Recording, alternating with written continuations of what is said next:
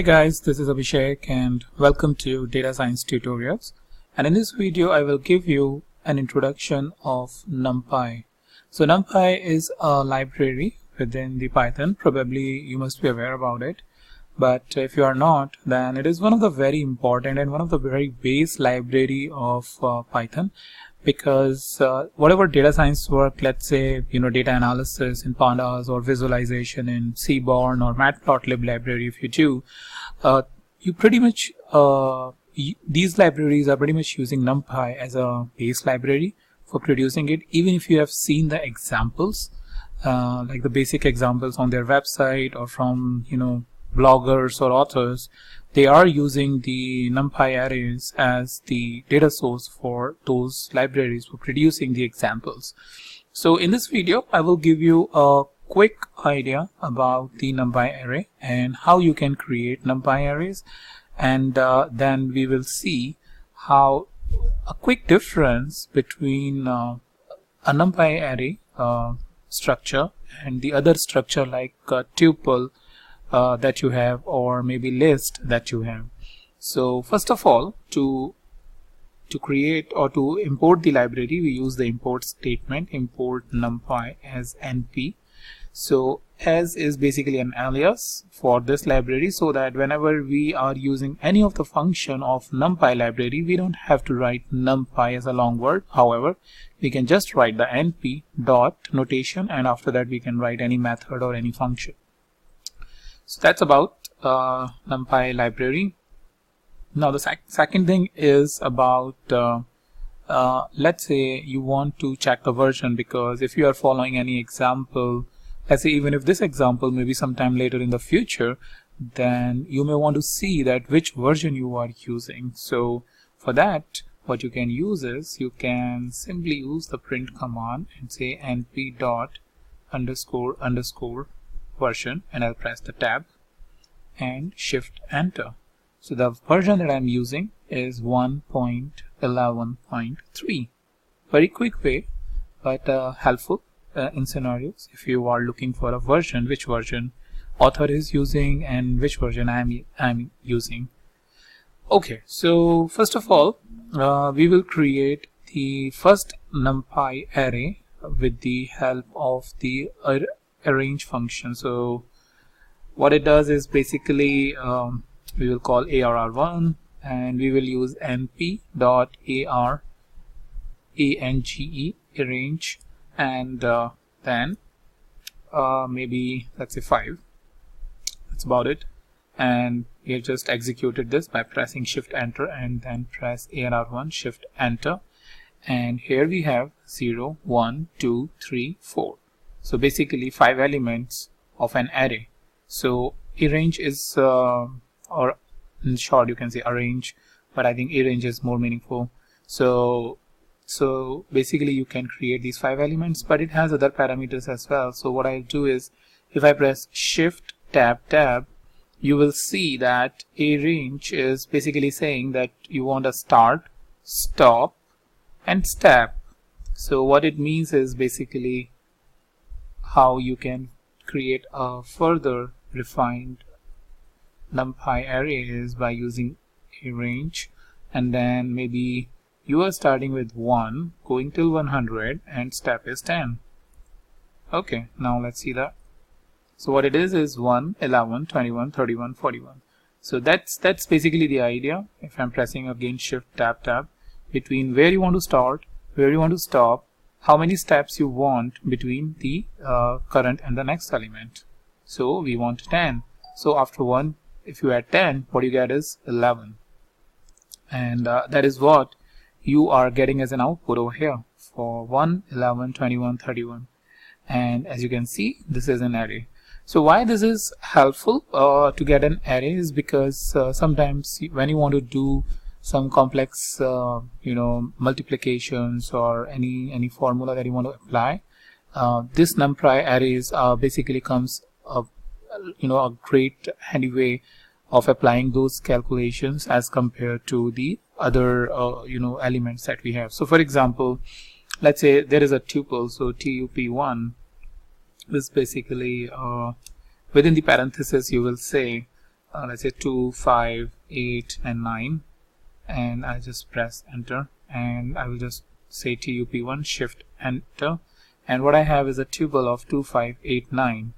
So tuple is one of the type within the Python, and let's say I want to multiply each of the element with maybe 3. So the outcome should be 6, 15, 24 and 27 if you are multiplying each of the element with 3. So what happens is tup1 multiplication sign 3 and press shift enter.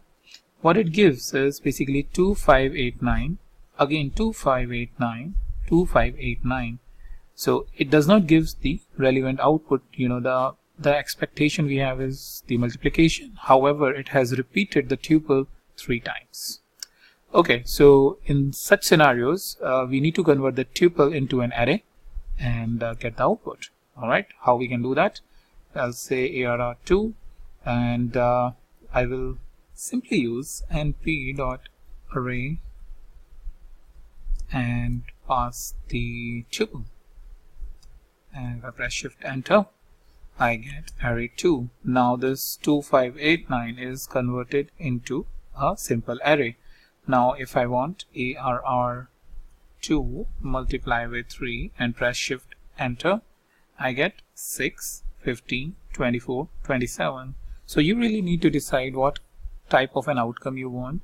If you want an outcome where your list or your tuple in this case needs to be repeated a couple of times, then you can go ahead with this expression. But if you are looking for a mathematical expression, which is usually the case in most of the scenarios, then what you need is conversion of a tuple type into an array type using np.array function, and then specifying any multiplication. So if you want arr2 plus 3, so let's see what it does. It has added, as you can say, 3 or 2, 5, 5 and 3, 8, 11 and 12. So all of whatever operation, simple operation that you are specifying, whether addition, multiplication, subtraction, it will be applied on each element of the list, and that's very useful way whenever you are doing any mathematical operation. Now let's see another type, which is a list. So I'll create list 1, and list is basically gets created in Python with the help of these brackets. And what I want is 2, 5, 9 and 11 maybe in this case, and here is my list 1, simple list, right?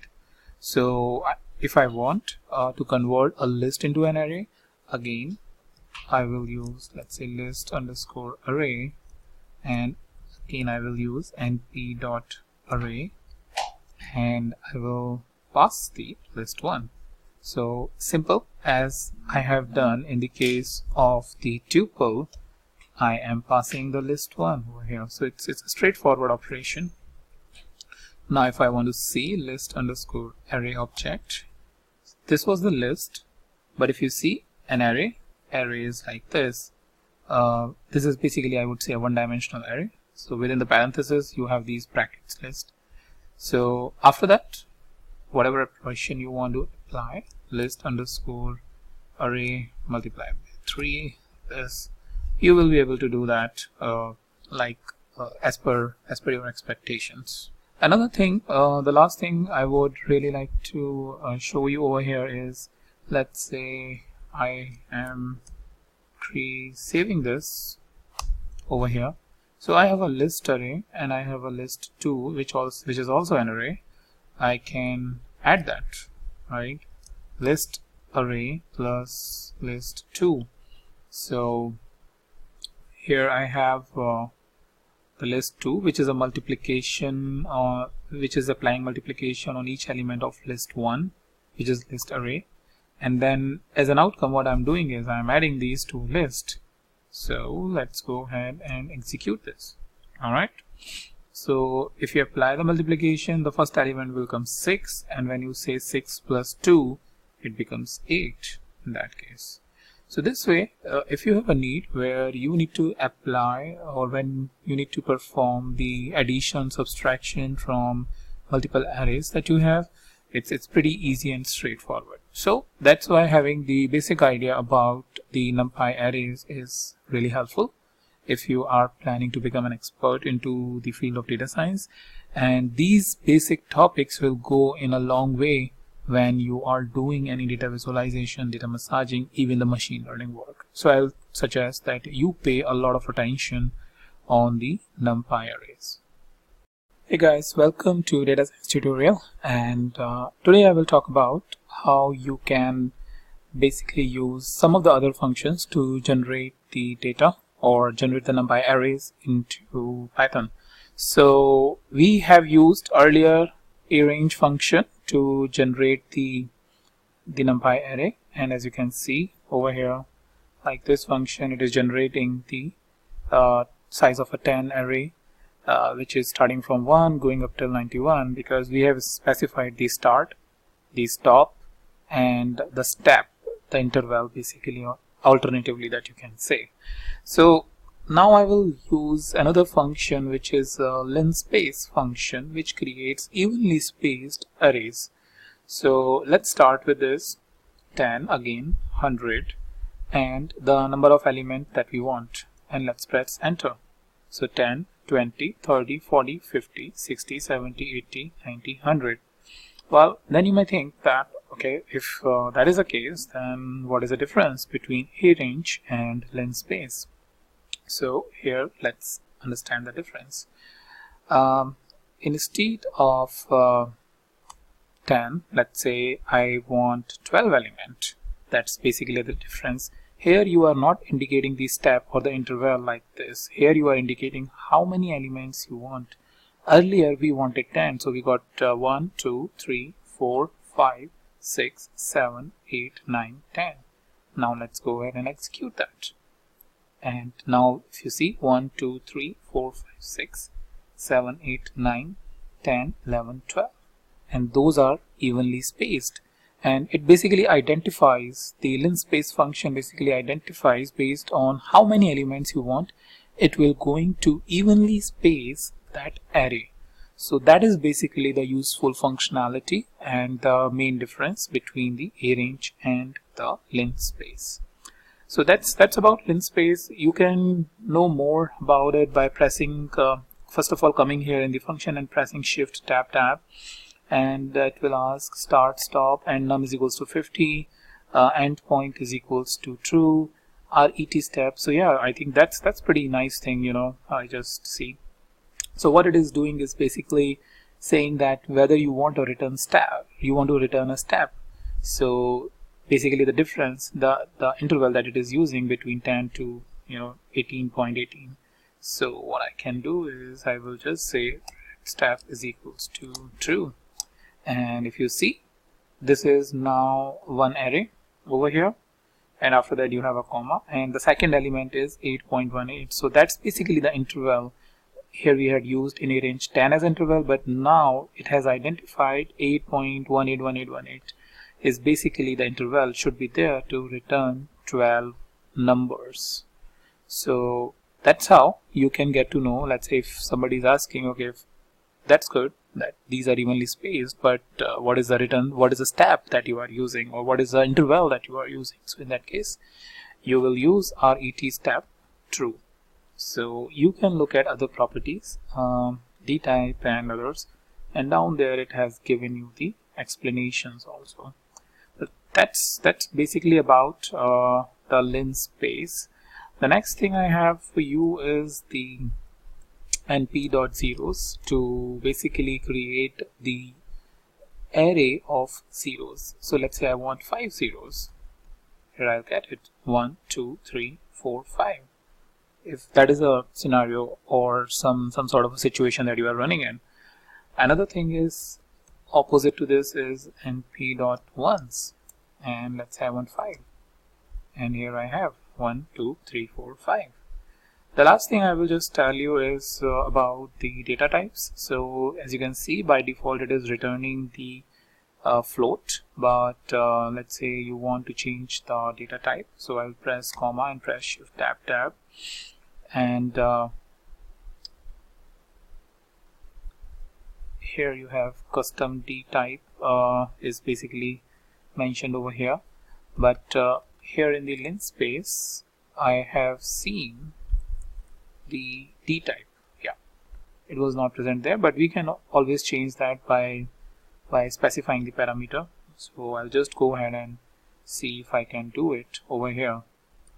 D type is equals to int 64, and now I have the integer data types, and d type is basically saying int 64.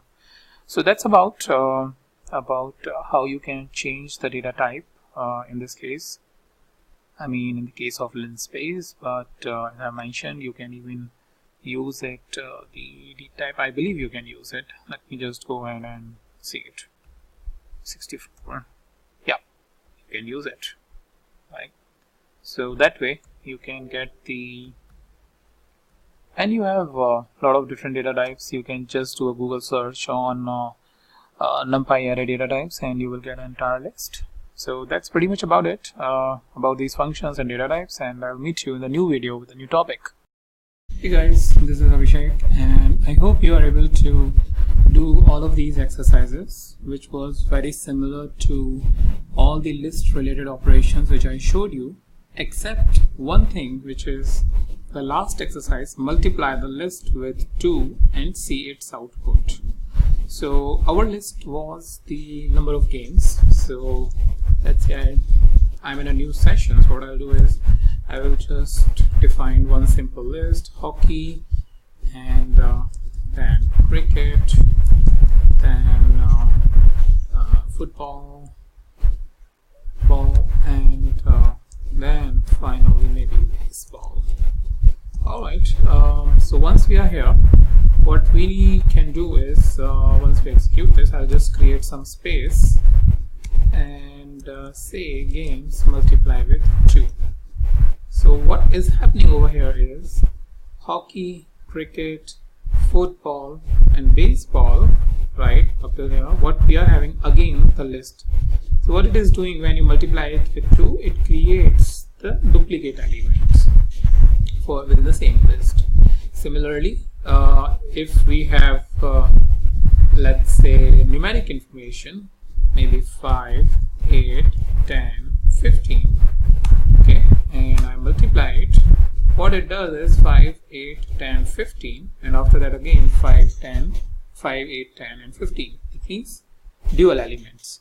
So what we may expect in such case is that whenever we are doing a multiplication, ideally it should multiply the values by 2, or whatever mathematical operation, maybe divide or addition or subtraction, all of that.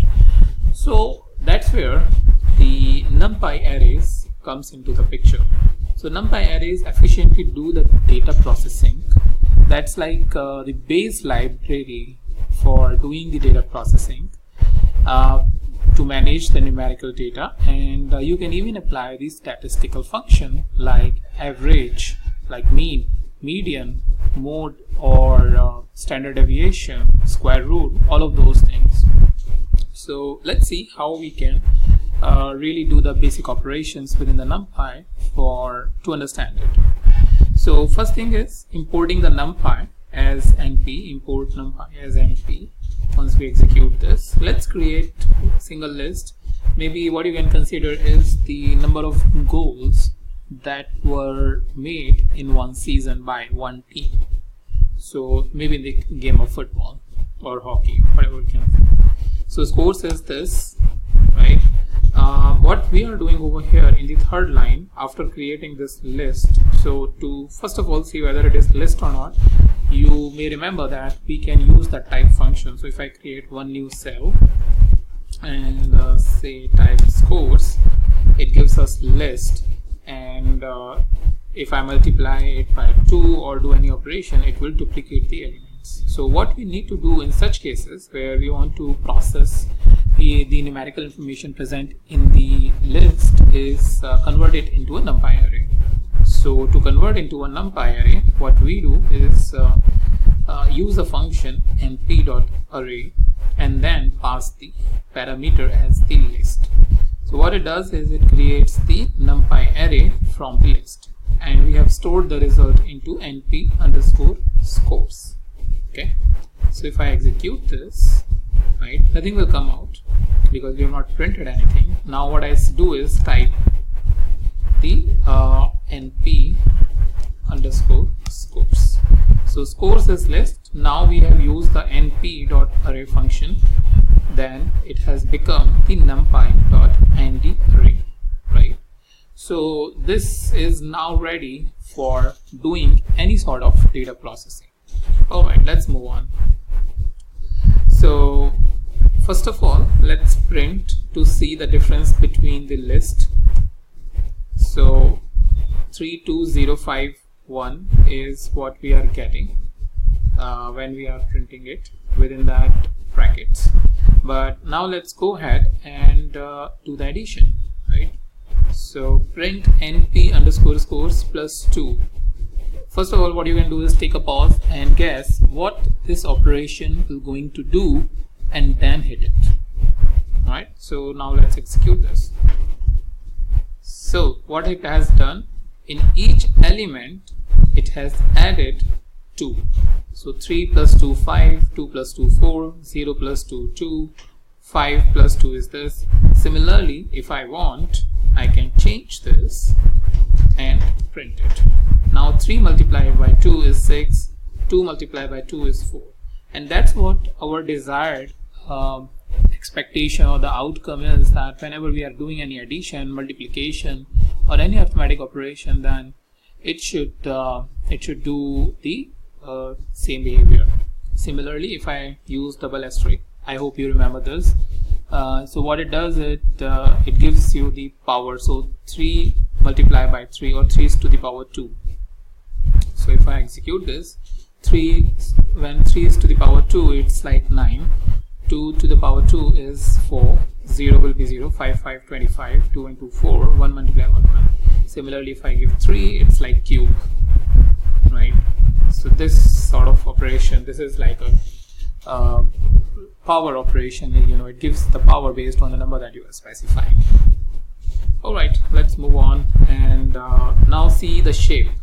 So there is a one-dimensional array, there is two-dimensional array and all of that, but what we can do is get the number of elements by row and column. So this basically indicates the number of elements and have a comma. If it is a multi-dimensional array, then we would have the second value as well. So I've already shown you this particular operation, so I'm gonna show it again. What I'll do is I will now use the statistical function, which is average and represented by .mean. So what we want to do is the value which is stored in the np underscore scores, we want to take a mean or the average of all the values. So np underscore scores dot mean, the value will be 2.16. Similarly, if you have any other big array and you want to take an average, very easily you can use this. So that's one way of doing it. Another way is you can just first of all get the library and then use the mean, and if you want to store the values, in that case you can do that. Similarly, np.sum to sum all the values. If you just do not want to take the average but want to sum, or you want both the things, then you can do that. Similarly, there is a median and average. The mean should be similar. So if you go median, mean is 2.16 and median is 2. There is a slight difference between mean and median, and as per the theory, median is helpful in those scenarios where there are no extreme values. So what it does is it first of all does the order into the data in ascending and find out the middle value by looking at the element placed, whereas mean basically sum all the values and divide by the number of values. So what it does is it also if you have any high or low values, it will either inflate or deflate your results. So sometimes median is a better representation than mean in case of the outliers. Alright, let's go ahead and use another function, which is STD, standard deviation, which is 1.57. So that's pretty standard or straightforward about how you can do the apply the statistical function. Now let's create another one, which is a new score. Maybe that's the new score that you have in the new season, right? So we create a new score, and now what we are doing is we are creating a multidimensional array. That means it, so let me just create and show it to you. So multi-score, what we have done is within the bracket we have taken the first score and the new score and created a new score, which is multi-score. If I show you the multi-score, it is basically your right now two lists within one single list, right? So what we can do, as always, we can use the np.array function that we used earlier and create it into a multidimensional array. If I show you the multidimensional array, then you have the array, and here is my first list or the score from the previous sessions, and here I have the scores from the current session. And now I can do the slice and dice. Let's say if I want to select only the first session and second session, and if I have, let's say, 10, 15, 100 different sessions and I'm doing a data processing, I can create this array or keep on adding to the array and do the data processing. But the important thing is that you should know how to slice and dice. So let's see that thing. So m_array 0, so this indicates row, this indicates column. So this is a row, row 1, row 2, and if you remember from our list video, our indexing starts from 0. So 0 is first row, 1 is second row. So take a pause and think what this will give you a return. Alright, let's execute this. 0 indicates, as I mentioned, the first row, so it has given us the first row. And if I want, I can then apply any statistical function like .mean or anything, or at the start np.mean, and I want the average of first basically list, so I can do that like this. Second is m_array 1. Again, take a pause and think what it will return. Alright, let's execute this. So it has returned the second, because 0, 1, 1 is your basically index number, but row is second. Alright, and now let's see what this will return. Now if you see, before the comma the value is not present, but after the 1 the comma is present, and what it indicates, the row and column. So take a pause and think about it, but it will be a little wrong. So let's execute this. So it will give you an error. What you might have expected, that it should give you the first column, but it has not. So that's the way we need to understand that if we want the value from the first column, what we need to specify is the column to indicate that we need all the rows, right? We need all the rows, but only the first column. So let's execute this. Now what it has returned is array 2, 4. Right? If I go up a little bit here, let me,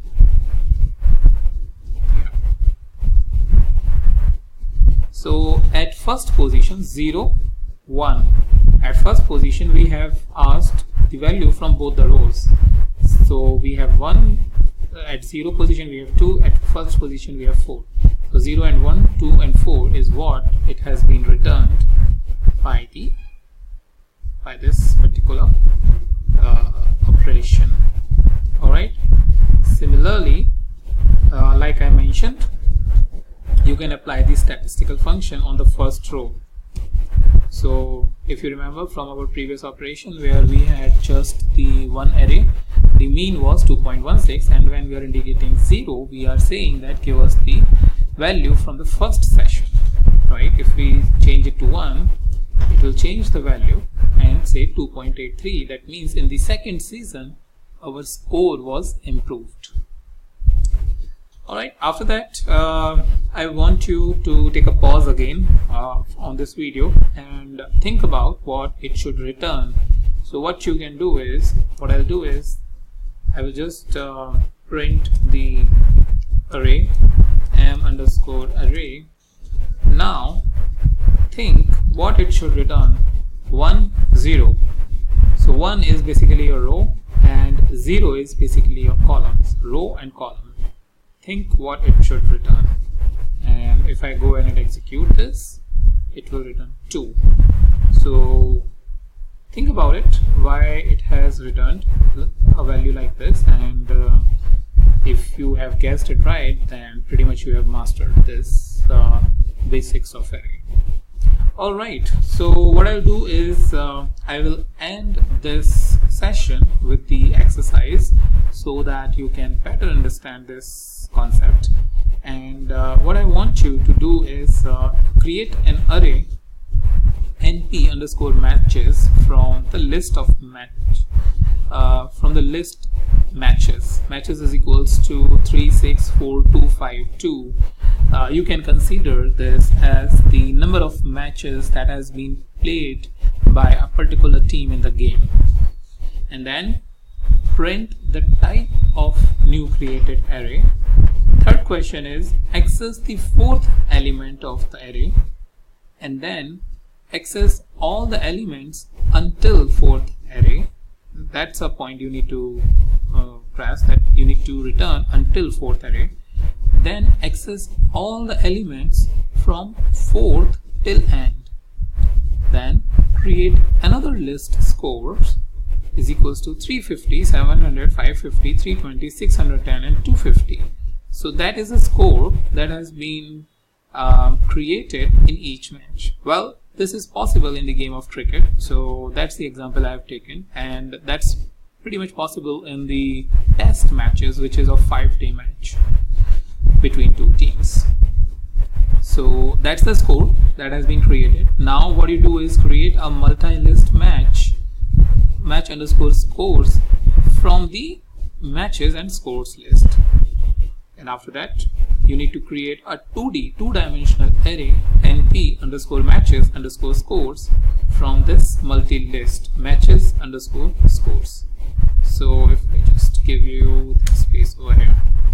Alright, after you have created this after you have created the 2D array, what you can do is you can print the first row of the 2D array, then print the third column of 2D array. So this requires slicing and dicing of elements. After that you need to identify what is the highest and lowest score from this array, and then what is the average score in that season when all the matches were played. After that, what is the total score in the season, and then finally what is the score in the last match. So if you identify the answer of all of these questions which was asked by your management, then you are all good with the basics of array, and think like you have mastered the art of slicing and dicing and then applying the statistical function to aggregate the values and give the answers of question like these. Alright, so I hope you will enjoy these exercises, and I will meet you in the new video. Hi guys, welcome to the next video, and in this video I will show you how you can loop over a numpy array. So here I have imported the numpy as np, and I have created one attendance object with the help of np.array function, and I have given some values based on daily attendance of a class. Alright, if I go in and execute that, and now I will say for a in attendance and simply print a. Right, so now I can get each of my element over here. If I want, I can perform, like I mentioned previously in list videos, whenever the value is there, we can even perform some sort of an operation like a plus a, or any mathematical division or anything. whatever that we want to do. It's just that operations become very efficient when you are iterating over a numpy array or a list with the help of for loop, because it goes into each element and give you the output. So that's quickly I wanted to show you about how you can iterate over numpy array with the help of the for loop. Hi there, welcome to the next video, and in this video I will show you how you can loop over a two-dimensional numpy array. So in the previous video I have shown you how you can iterate over one-dimensional numpy array. If I go a little bit up and show you the, we had this one-dimensional numpy array and we simply used for a in attendance. Similarly, if I just execute that and print it, it will not print each element, but in combination it is printing like 35, 32. But what we want is a print like this as a normal list, so that we can iterate over each element and do some sort of a processing. So to do that, what we really need to do is we need to use one function which is attendance.nditer. So I'll just correct that. This is np.nditer, and within that we need to specify our two-dimensional list, or sorry, the two-dimensional array, and then print a. Now if I show you the output, the one which we want, it is 32, 35, 32, 37, 28, like a normal simple list of values that I'm getting from this multidimensional array, which I can then further process each of the element based on my needs. So that's mainly the np.nditer function I wanted to show you about how you can process those arrays which are of two-dimensional, even three-dimensional, based on your needs, and get the output. So that's pretty much all I have, and I'll meet you in the new video, the new topic. Hi there, welcome to the next video, and in this video I will show you how you can compare the arrays. So comparing the arrays is generally useful when you are processing the data, and sometimes we just either don't know or get the unexpected outcome when comparing the arrays. So I will show you the quick ways to basically compare your arrays.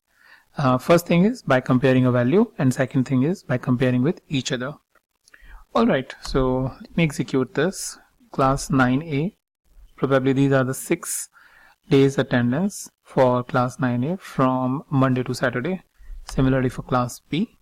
And now let's say we want to evaluate whether in which days the attendance is more than 35 for class 9A, similarly for class 9B.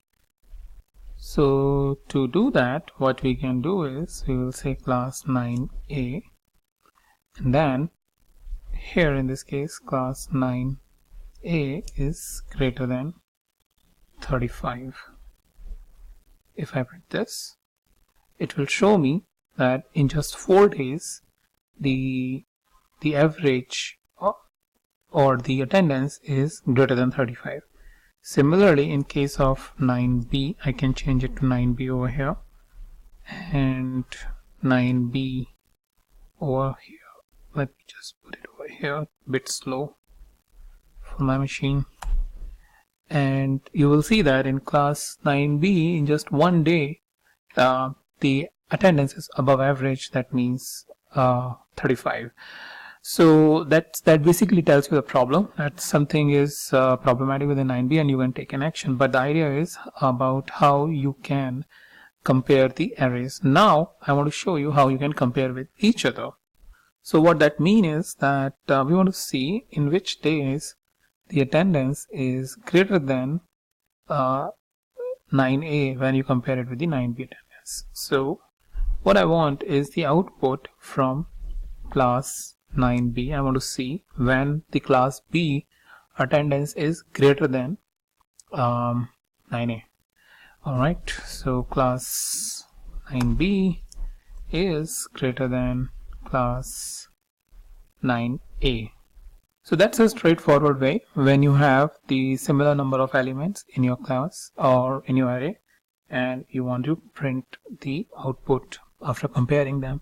So if I go and execute that, it will return me that there is no single day when the attendance for class 9b is more than 9a, right? So if I compare manually as well, 35, 32, 39, 37, 32, 30, 40, 28, 37, 30, 39 and 25.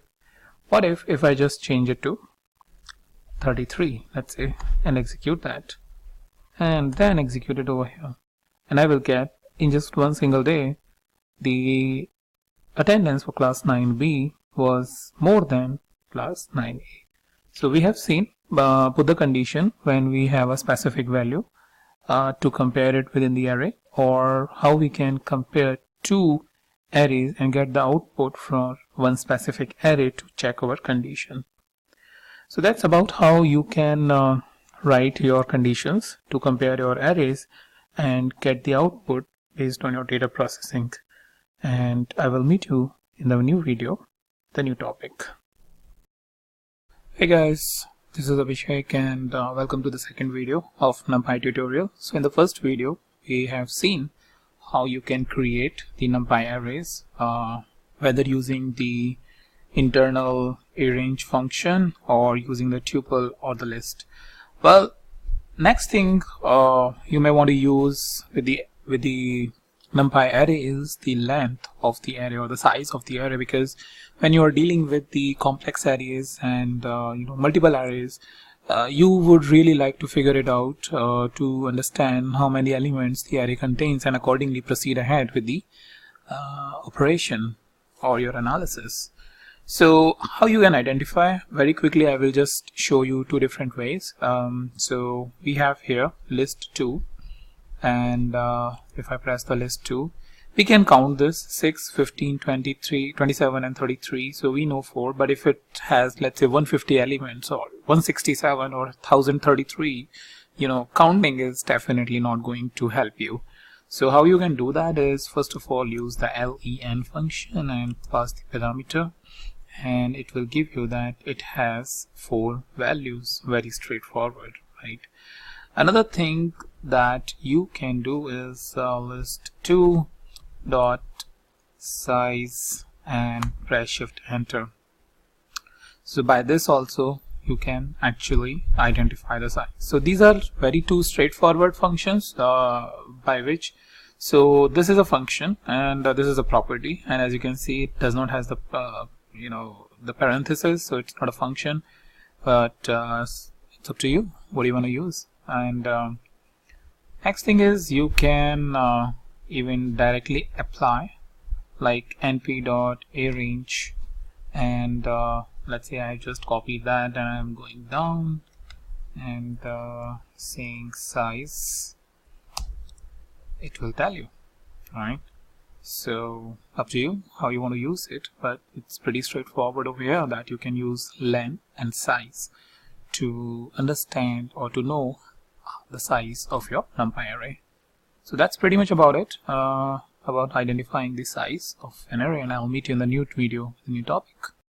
Hi there, this is Abhishek, and in this video I will talk about how you can slice and dice arrays, NumPy arrays. So whenever we are creating arrays 2-dimensional or even 3-dimensional, there is a need that we need to access those array elements or the entire array or a range of array. So we'll see how we can do that here using the NumPy library. Alright, so in the previous video you have seen the linspace, the zeros and the ones, these functions about how you can create the ranges. So let's go ahead and create an altogether different NumPy array. So arr _demo, then we will use this time np.array, another way of creating an array where you need to manually specify the array values. So let's go ahead and do that. 20 and then 5 minus 20 2 15, 7, some random values I'm using and executing it. After that, let's visualize or see the output. So array 25 minus 22, 15, 7. Whatever we entered, we just displayed it over here. Cool. What if now we want to access the first element? Well, pretty easy. You must have already thought it through, so great. But that's how you can do that. If you remember, it always array count always start from 0. So 0, 1, 2, 3, 4, 5. So if I need to access 15, I will have to count 0, 1, 2, 3, and 4. So arr_ demo and 4. Now I have the 15 element. Now, you have, since this is small, you can simply count it. But what if it is 100 or 150, elements long list? Well, you won't be able to do that. Then if you have already thought it through what it could be, then great. But if not, it's pretty straightforward. You just specify -2. That means second value from the last, and what you got is 15, right? So that's how you can very quickly and easily get the either from the front or from the back those list values. But the only catch is you might have already picked it up while I was showing, because when we are accessing the list from the front, it is starting from 0, 1, 2, 3. But when we accessed it from the back, it was starting with -1, -2, right? So do remember that whenever you are accessing any list, accessing any element from this array, because sometimes I've seen due to this, whenever we are doing computation, we run into the issues. All right. So that's about from single dimension. Let's create a multidimensional, the two-dimensional array, and see the accessing in action.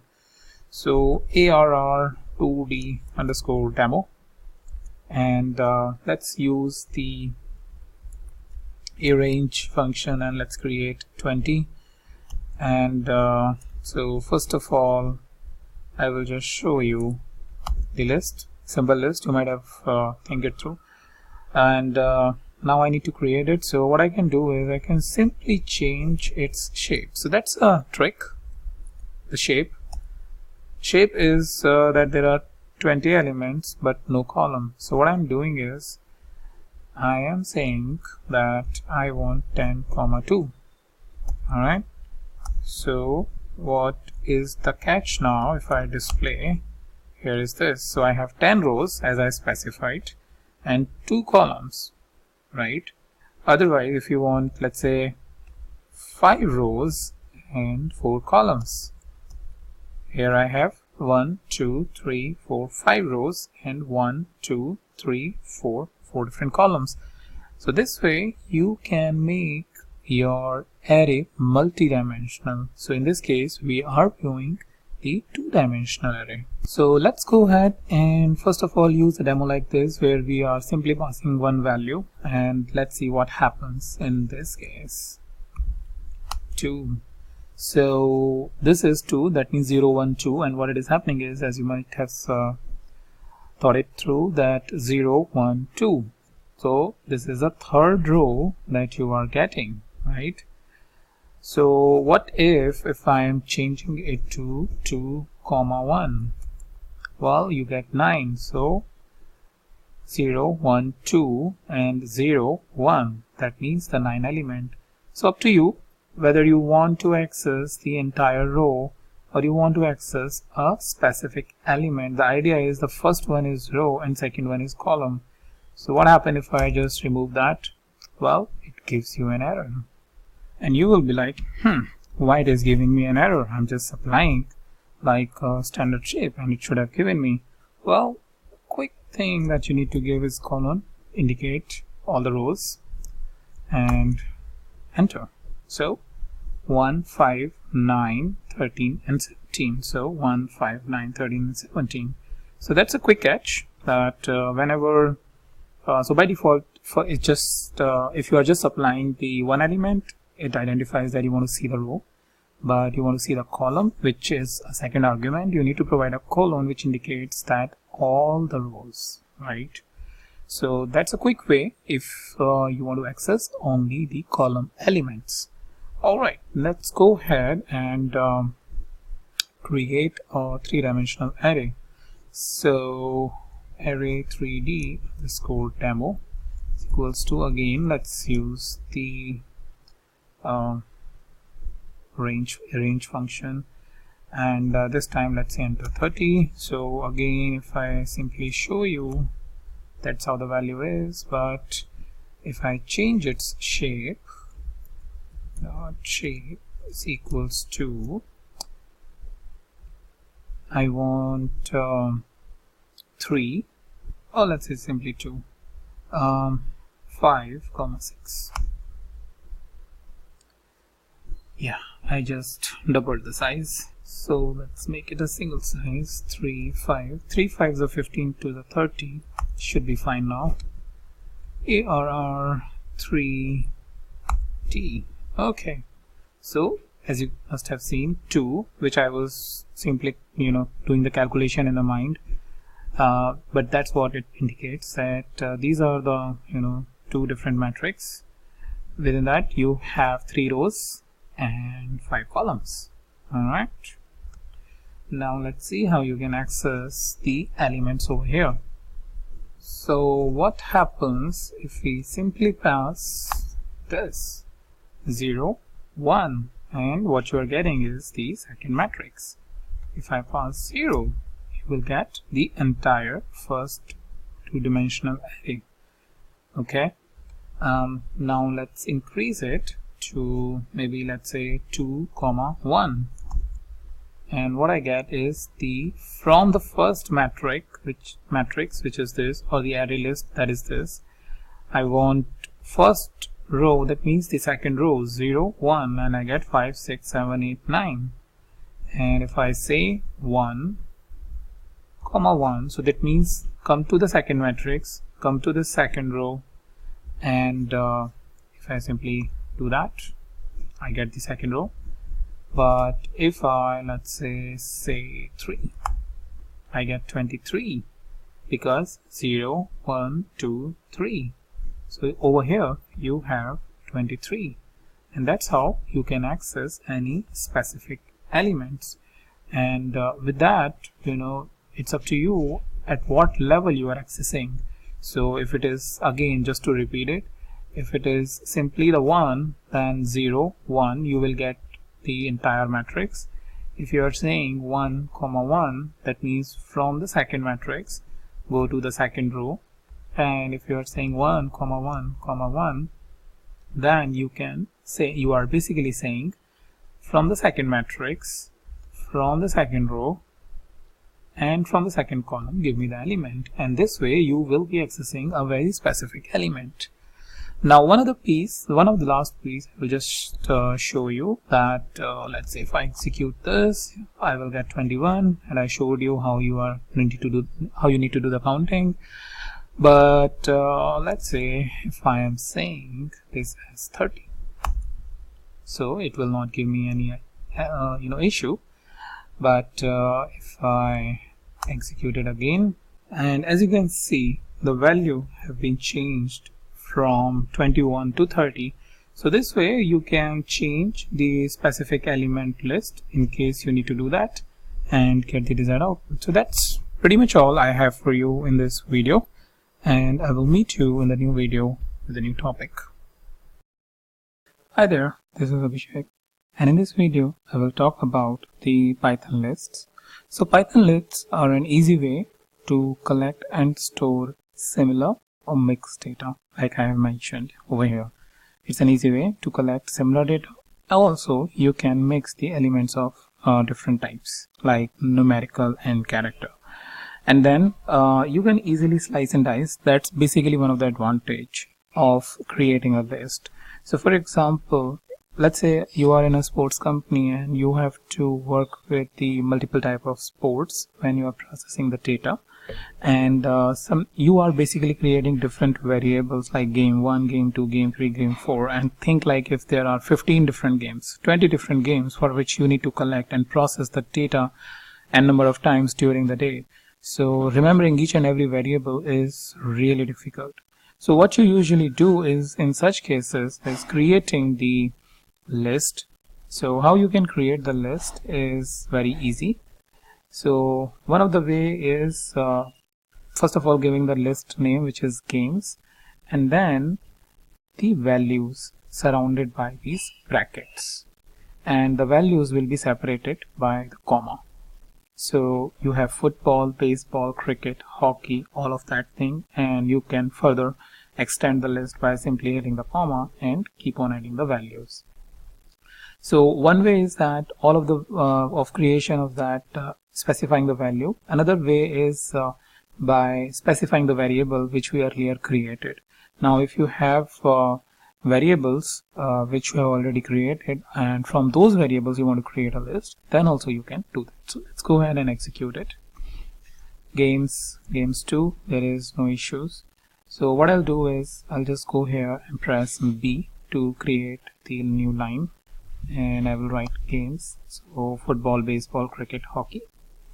And if I go down and hit Control Enter, then also I have football, baseball, cricket and hockey, which is created based on these variables, right? After that, what if you want to append a new game which is wrestling? So as you can see, it's pretty intuitive that we have an append function to the list. So what we are doing is we are appending a new game to the games list that we created earlier. So what I'll do is I'll press enter and hit games, and what I have now is the wrestling as a new game to my list. Alright, let's move on and let's see how we can identify the index position of any value that we have. So intuitive function is index, as I mentioned, and it always starts with 0. So 0, 1, 2, 3 and 4. So total we have 5 values, but since it is starting from 0, it will go until the 4. That's a basic. So to identify the position, we use the index function. Now we have the second function. Earlier there was append, to append a new list. Index is another function. So if I go in and execute this, I will find 0, because as I mentioned, 0 is where the football is. So if I use 0 within these brackets which we earlier created to create a list, we can get the value of that particular string or numerical item based on the index position. So if I go in and execute this, what I'll get is the football. Alright, so that's pretty easy, because now you know the way that if you have a big list and you can really not count 0, 1, 2, 3 all the time, but what you know is basically the name of the item, then you can specify and get the index item and get it over here. What you can do is you can even write this entire piece in just one line. So what I can do is I can simply write games.index and pass football, right? So what it will return, if I execute that, it will return football, because this is now returning 0, as you can see it over here, and I'm getting the value. So it's right now you can see that it's not very intuitive, but when we mix up with the ranges and other elements, then it sometimes helps a lot to identify a position based on a variable and do a slicing and dicing for further processing. So I just wanted to show you both the ways. You can manually specify 0 after identifying the index, or you can specify this entire formula within these brackets to get the resulted outcome. Alright, now what we want to do is we want to select a range. So we want to select the value starting from 0 and up till, as the position indicates, 2, but that's not what it will going to do. So if we don't know the basic definition, what we will think is it will start from 0, so 0, and go up till 2. So 0, 1, 2, cricket. But let's see what output we get. So what we get is football and baseball, and that's what I was indicating, that whenever we specify a range within the list, it goes n minus up till the n minus 1 value. So we have specified 2, so n is basically 2. If we deduct 1, that will be 1, so 0 to 1. Or simply you can say it will not include the value which is specified over here, but the previous, until the previous value it will return. So if I specify 3, 0, 1, 2, 3, but 3 is exclusive, so it will not be included, and we get values up to the cricket. Alright, so let's move on. Now what if we want to just get the last value? Simply you can specify -1. That's what it indicates. If I go ahead and enter this, we get wrestling. So if I go up a little bit and see, wrestling is my last. Second last is hockey. So what I can do is I can specify -2 to get the hockey, right? So that sometimes initially it will be confusing, but once you will do the little bit of exercise, then it becomes pretty easy for you about what it is and how you need to specify. So whenever we are going from left to right, or starting from the first position to the nth position, the nth position will be exclusive. That means it will not be inclusive in the list, and you will get n minus return until n minus 1 value. So football, baseball and cricket, right? But when we are indicating or want to access the values from the last, it will start from the -1 and then increase -2, -3, right? So let's go ahead and come to the next statement, which is getting the value from -3 to -1. So what you have is over here -1, -2, -3. But let's see what the output we get. So if I come down a little bit over here, and what I get is cricket and hockey, but not the wrestling, right? So if I go -3, -2, -1, what we get is cricket and hockey. And as I mentioned, when we are specifying the range, the last value is not included, or it is exclusive, and that's why you don't get it. So same method. Alright, so now let's go and see what it indicates. So we are just specifying colon. So previously we specified an element prior to the colon and then another element after the colon, but now what we are doing is we are not specifying anything before the colon, but there is an element after the colon. So in such case, this is the start value, this is the end value, right? So when we don't specify the start value, by default it will pick the start value, that means 0. Similarly, if we have, let's say, 2 over here but nothing over here, that means element will start from the third position, 0, 1, 2, and goes up till the last position. Alright, so what I'll do is I'll just keep it as it is and see the output. So what I get is football, baseball, but second is not inclusive, and you know why, right? Similarly, we are going over here -2 to 0, 2 until the last, and we get hockey and wrestling. Alright, and after that, what if you want to remove anything or remove a particular value? So here what we are doing is we are removing 2, the element which is present at the second position, 0, 1, 2. So after that, what I'll do is I'll create another row by pressing B, and I will simply write games, and now my element, which was football, baseball, and after that I think it was cricket, if I'm not wrong. Yeah, cricket is what I had mentioned. So that is what it has been removed by the delete. So that's how you can delete it using the del function, del within the bracket, and then specify the element, right? So now let's go ahead and see the mix type, and as you can see, football is let's say it is the ranking, for example, or maybe simply numbering, whatever you can understand, but idea is how you can create a mix and match. But it is very simple. You just keep on specifying the values. So football 1, baseball 2, hockey 3, cricket 4, so on and so forth. Or it may be 1 football, 2 baseball.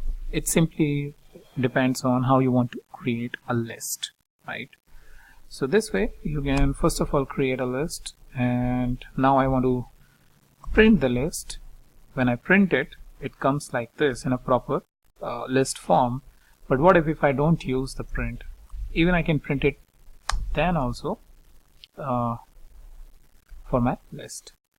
If I want to see, let's say I'm working on a very big chunk of code, and I want to understand the different types of objects that it presents. So whether it's a list or array or dictionary, what it is, then I can use the type statement to get an idea about it, and it will return the list for me.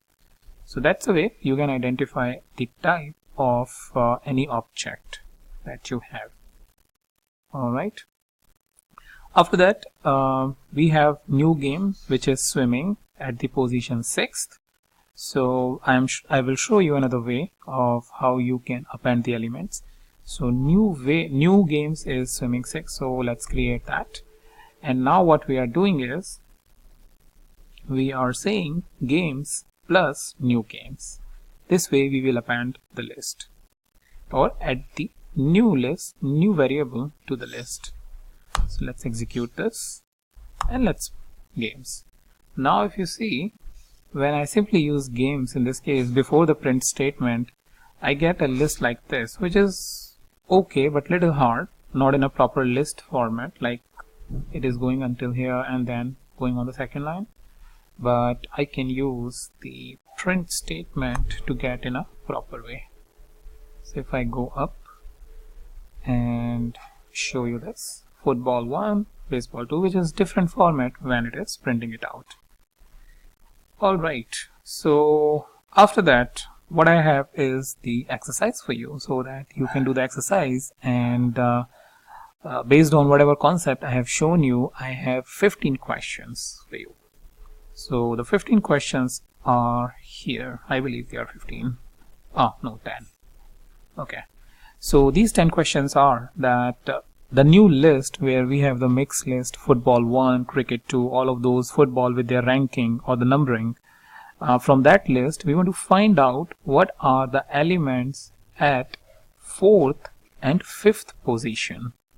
After that, we want to identify, or we want to select all the elements starting from the 5th position, right?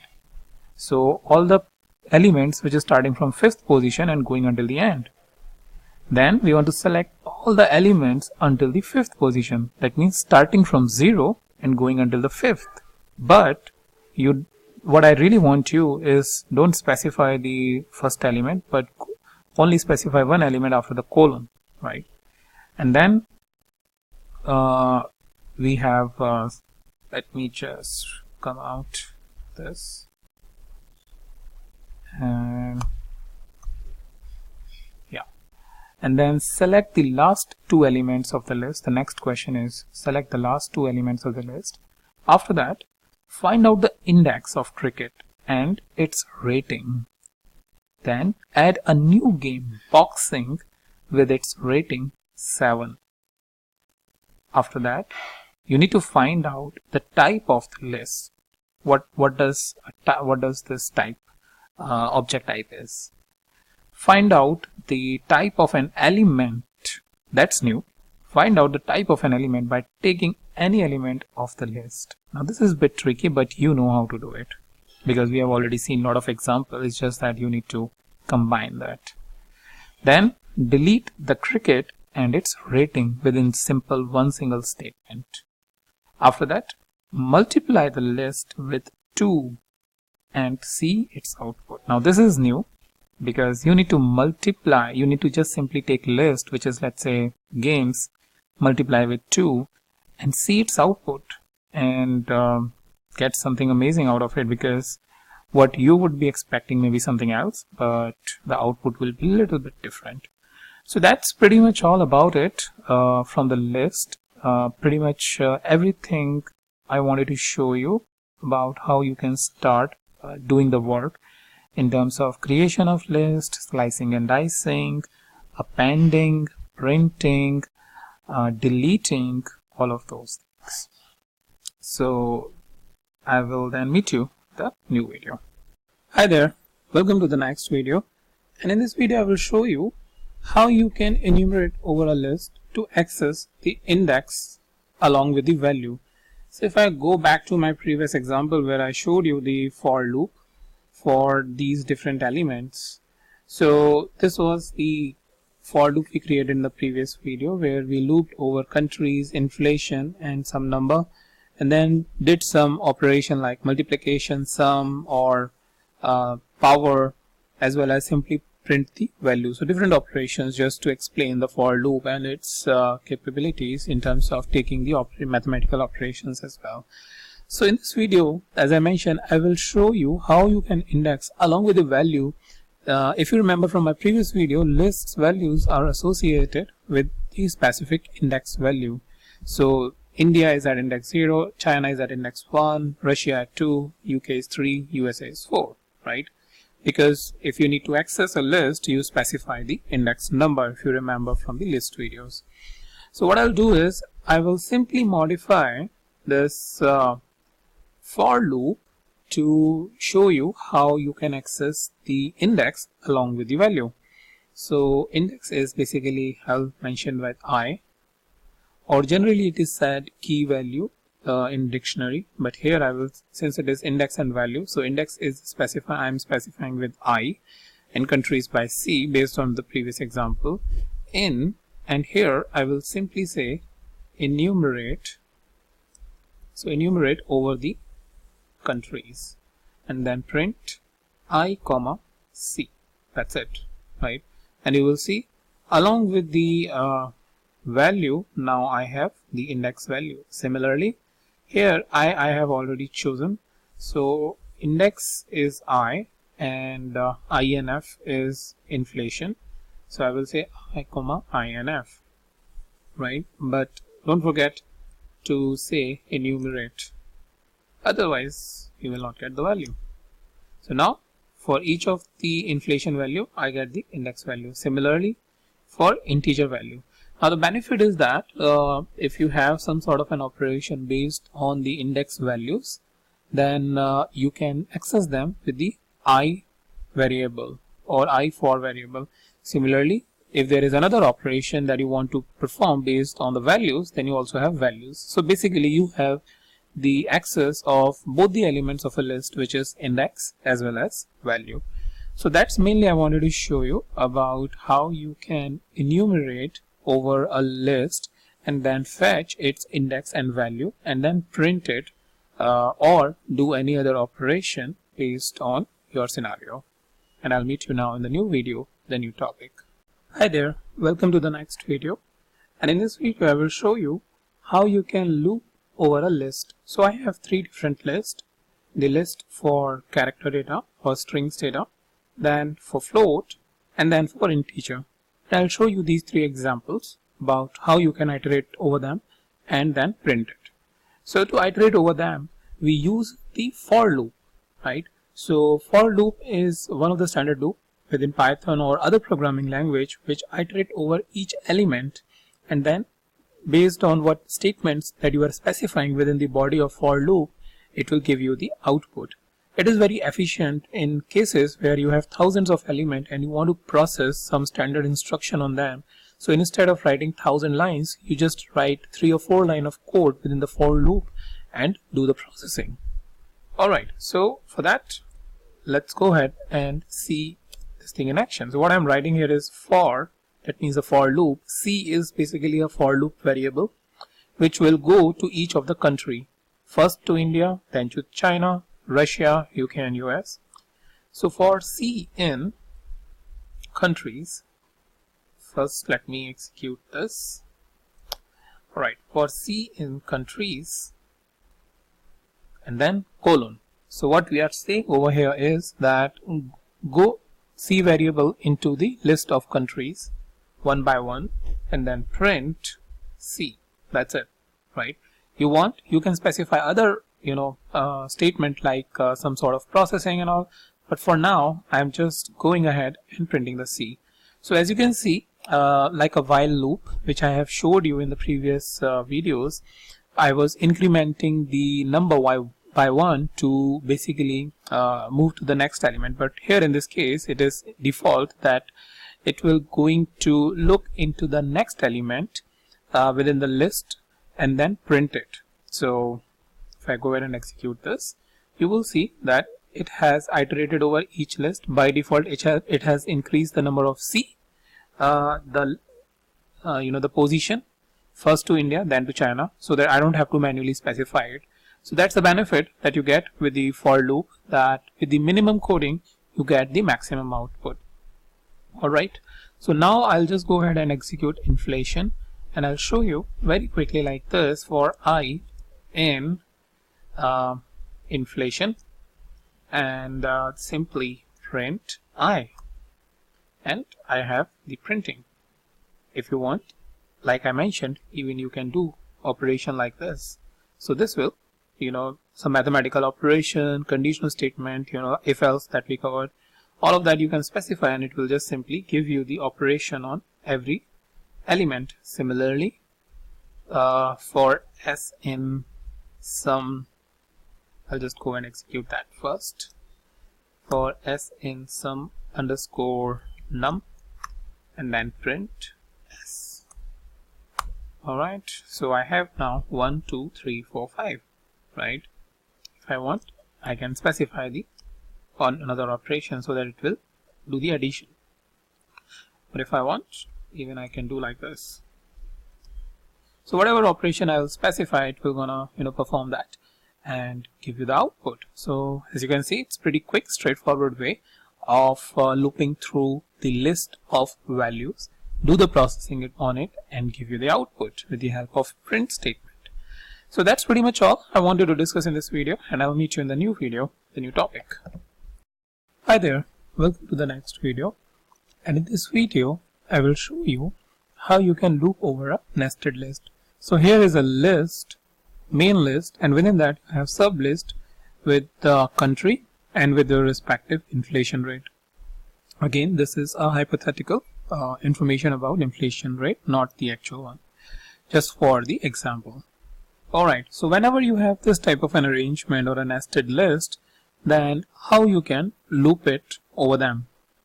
So to loop it over them, what you need to do is, for let's say CI in country underscore, or let me first execute this.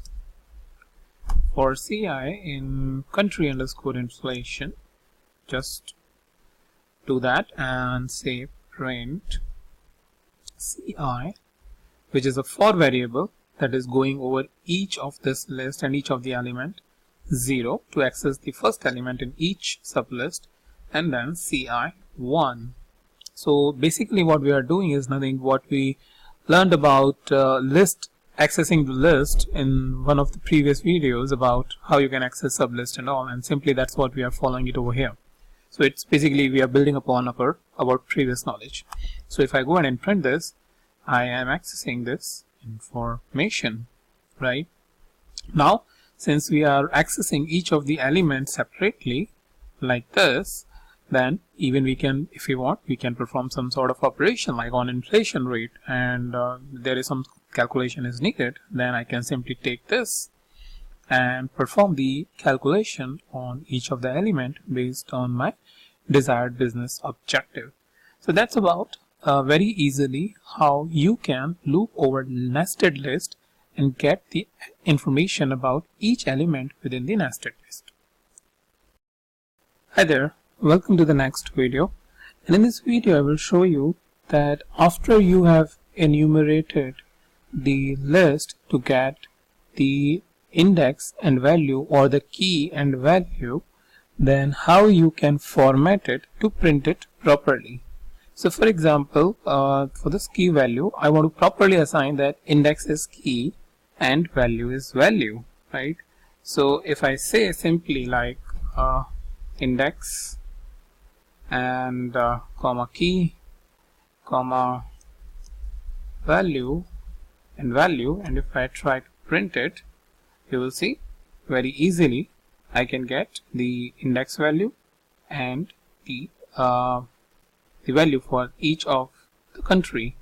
But let's say I have this sum underscore num list already created, which has 1 2 3 4 5, and if I say for key comma value in sum underscore num enumerate, let me first of all enumerate sum underscore number, and then I try to print index colon comma key comma value colon comma value, and if I try to print similarly, the sum number will print.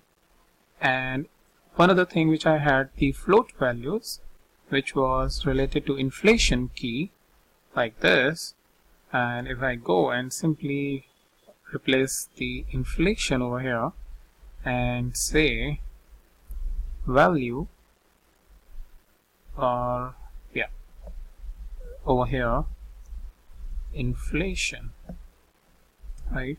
If I try to print, you will get the printed output like a normal how you would print it.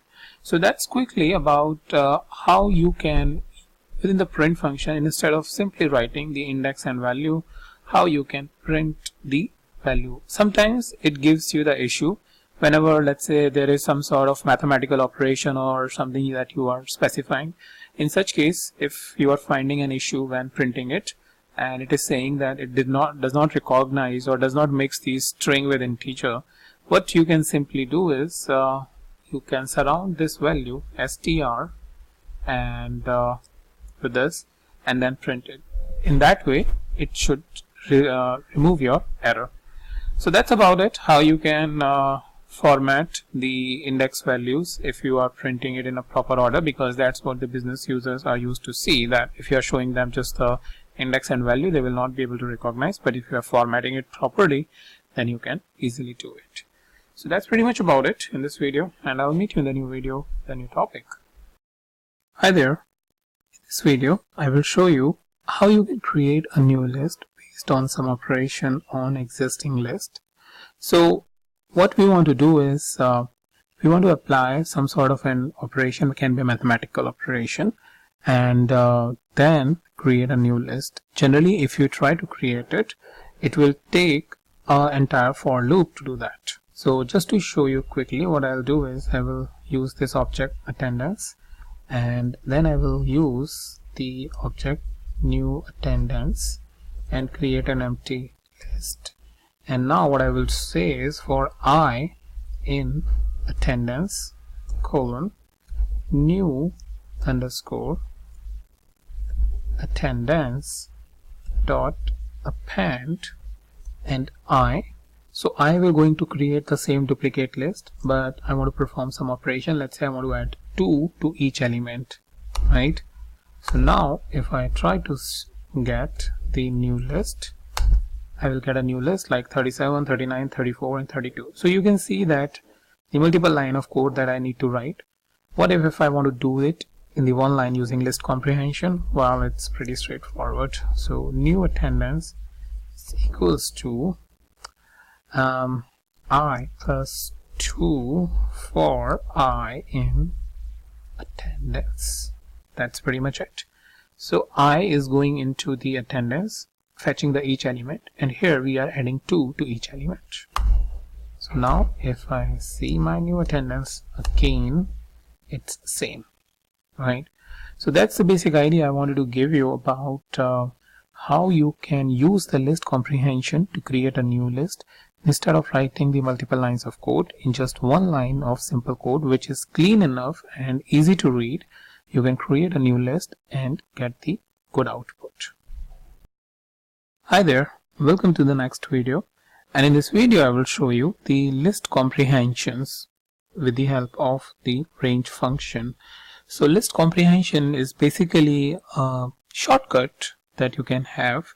Instead of writing a big for loop or multiple lines of for loop, what you can do is simply use one line of code to create a list. So if you remember from my previous videos on the dictionary, we have used the dictionary comprehension, where we had seen multiple examples about the one line of code can really achieve the bigger results which you would probably achieve with the help of the multiple lines within a for loop or if else condition. So we'll try to do similar sort of thing with the lists as well. So here what I'll do is, let me first create one very basic list with the help of a list comprehension. So what I will do is, I will create a dummy list and I will say I for I in range 11. Remember that last number will not count, so you will get 0 to 10. And I for I in range 11. Well, that's pretty much it you need to do. And if I execute this and print you the list, well, you will get 1 to 10. Otherwise, you would have to first use the I as define it to a 0, and then create a new variable for variable that will iterate in a range, and in the second line you will going to print the value, or store the values in a dummy list, and then call a function. But now here we are simply using one line of code to create our list. Now if we want, we can even perform some sort of an expression. So for example, power list, and what I'm saying is I power I, that means zeros to the power 0, 1 to the power 1, 2 to the power 2, things like that, with the help of this power function. And for I in range 11, and let's get our power list, and here is our output. So 0 to the power 0 is always 1, and then 1, then 4, then 27, then 256. So as you can see, not only we can create a simple list, but we can even specify an expression like this with the help of the operators, or if there is some other sort of an expression that we want to write that involves processing on each of the element, well, then you can apply that. So this is about how you can create or use the list comprehensions, not only to create simple list, but also to perform the operations on the list with the help of some sort of an expression. Now in the next video I will meet you with some more extension to it, so that you can further process it for some conditions and all. Hi there, welcome to the next video, and in this video I will show you a different condition where we will use the if statement prior to the for loop. And the idea is that if my attendance is above average, that means greater than or equals to 35, then add 2 to it, otherwise remove the 2 from that. Okay, so let's do that. First of all, let me again execute this, and what I'll do is I will say new attendance, and what we'll use is our operator, which is I, and then plus 2 if I is greater than equals to 35, else I minus 2. So as you can see, this is a very simple condition, just to get an understanding to start with this kind of a list comprehension. So what we are saying, that increase the I with 2 if I is greater than 35, that means over here in this list, else I minus 2. So now we need to go inside the list. So for that, for I in attendance, well, that's all you need. And if I say new attendance, new underscore attendance, and here I have my new attendance, where in case of 35 it has been increased by 2, so 37 is increased by 2, 39, similarly 32 decreased by 2, so 30, 28, and then 32. So this is just to give you the starting about how you can use the if else on each of the element, not just to restrict the list like we had done it earlier and after the for loop, but even you can use the if condition prior to the for loop, apply some sort of a calculation on each of the element and get the new list based on your business rules or business needs. So that's about it, how you can use the if else prior to the for statement and then get the desired output. Hi there, welcome to the next video, and in this video I will continue my conversation about the list comprehension. And if you have seen my previous video, I have talked about a dummy list and a power list, about how you can create it with the help of a list comprehension like this, and we then use the expression with the help of the operator star star to create a powered list. Now what I will do is I will show you some sort of a condition that you can apply. Alright, to do that, what I have is the attendance object, and what I want to do is, if the attendance is above average and the threshold is 35, if it is greater than or equal to 35, then give me the list, otherwise don't give me the list. So what I will do is above avg list is equals to I for I in attendance if I is greater than or equals to 35. Alright, so what we are doing is we are saying that return the I only when it is greater than 35 within the list of this and loop it through. Okay, so if we execute that and say above average list, so what I get is the 35 and 37, these two elements, because rest of the elements is less than 35. So that's one of the way. Another thing is just one other example I will show you to get a better idea. Let me get back up. Okay, so what I'll do is I will say even underscore nums is equals to I for I in range 11 for I percentage 2 equals to 0. Alright, so what I'm doing is, if I'm using this modulo operator to see the remainder. If remainder is 0, that means it is divisible by 2, then definitely it's an even number that I'm returning it from the range to the I and then storing it over here within the even numbers. So if I execute that, alright, I'll just see what happens here. So what we have forgot is if instead of for, we needed that. Alright, now it is good. So if we write even nums, we get this. So this is one of the way by which you can put some sort of a condition. Now what we are doing is we are putting a condition on I when I is greater than 35 or I percentage 2, but you can even further extend it based on your needs. You may have the requirement to apply any multiplication, division or other operator, or maybe some sort of a function, you want to aggregate that. Say for example, you want to take an average of this and then say mean of I is greater than some number, then also you can apply and get the output. So that's about how you can use the if. Now we have used the if at the end of the for loop, but I'll show you in the next video about how you can even use it prior to the for loop as well, so that you can have a little bit more control as well as an extra condition with the else. Hi there, welcome to the next video, and in this video I will show you the nested list comprehension which applies multiple loop. For example, you have seen that for loop that we had used to create a new list. Now what we will do is we will try to create a new list by forming a nested for loop.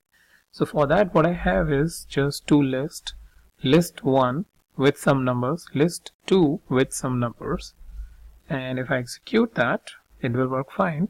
And now let's create the nested loops for creation of a list using list comprehension. So list 1 underscore list 2, just to make it simple, and I will say I comma j for I in list 1 for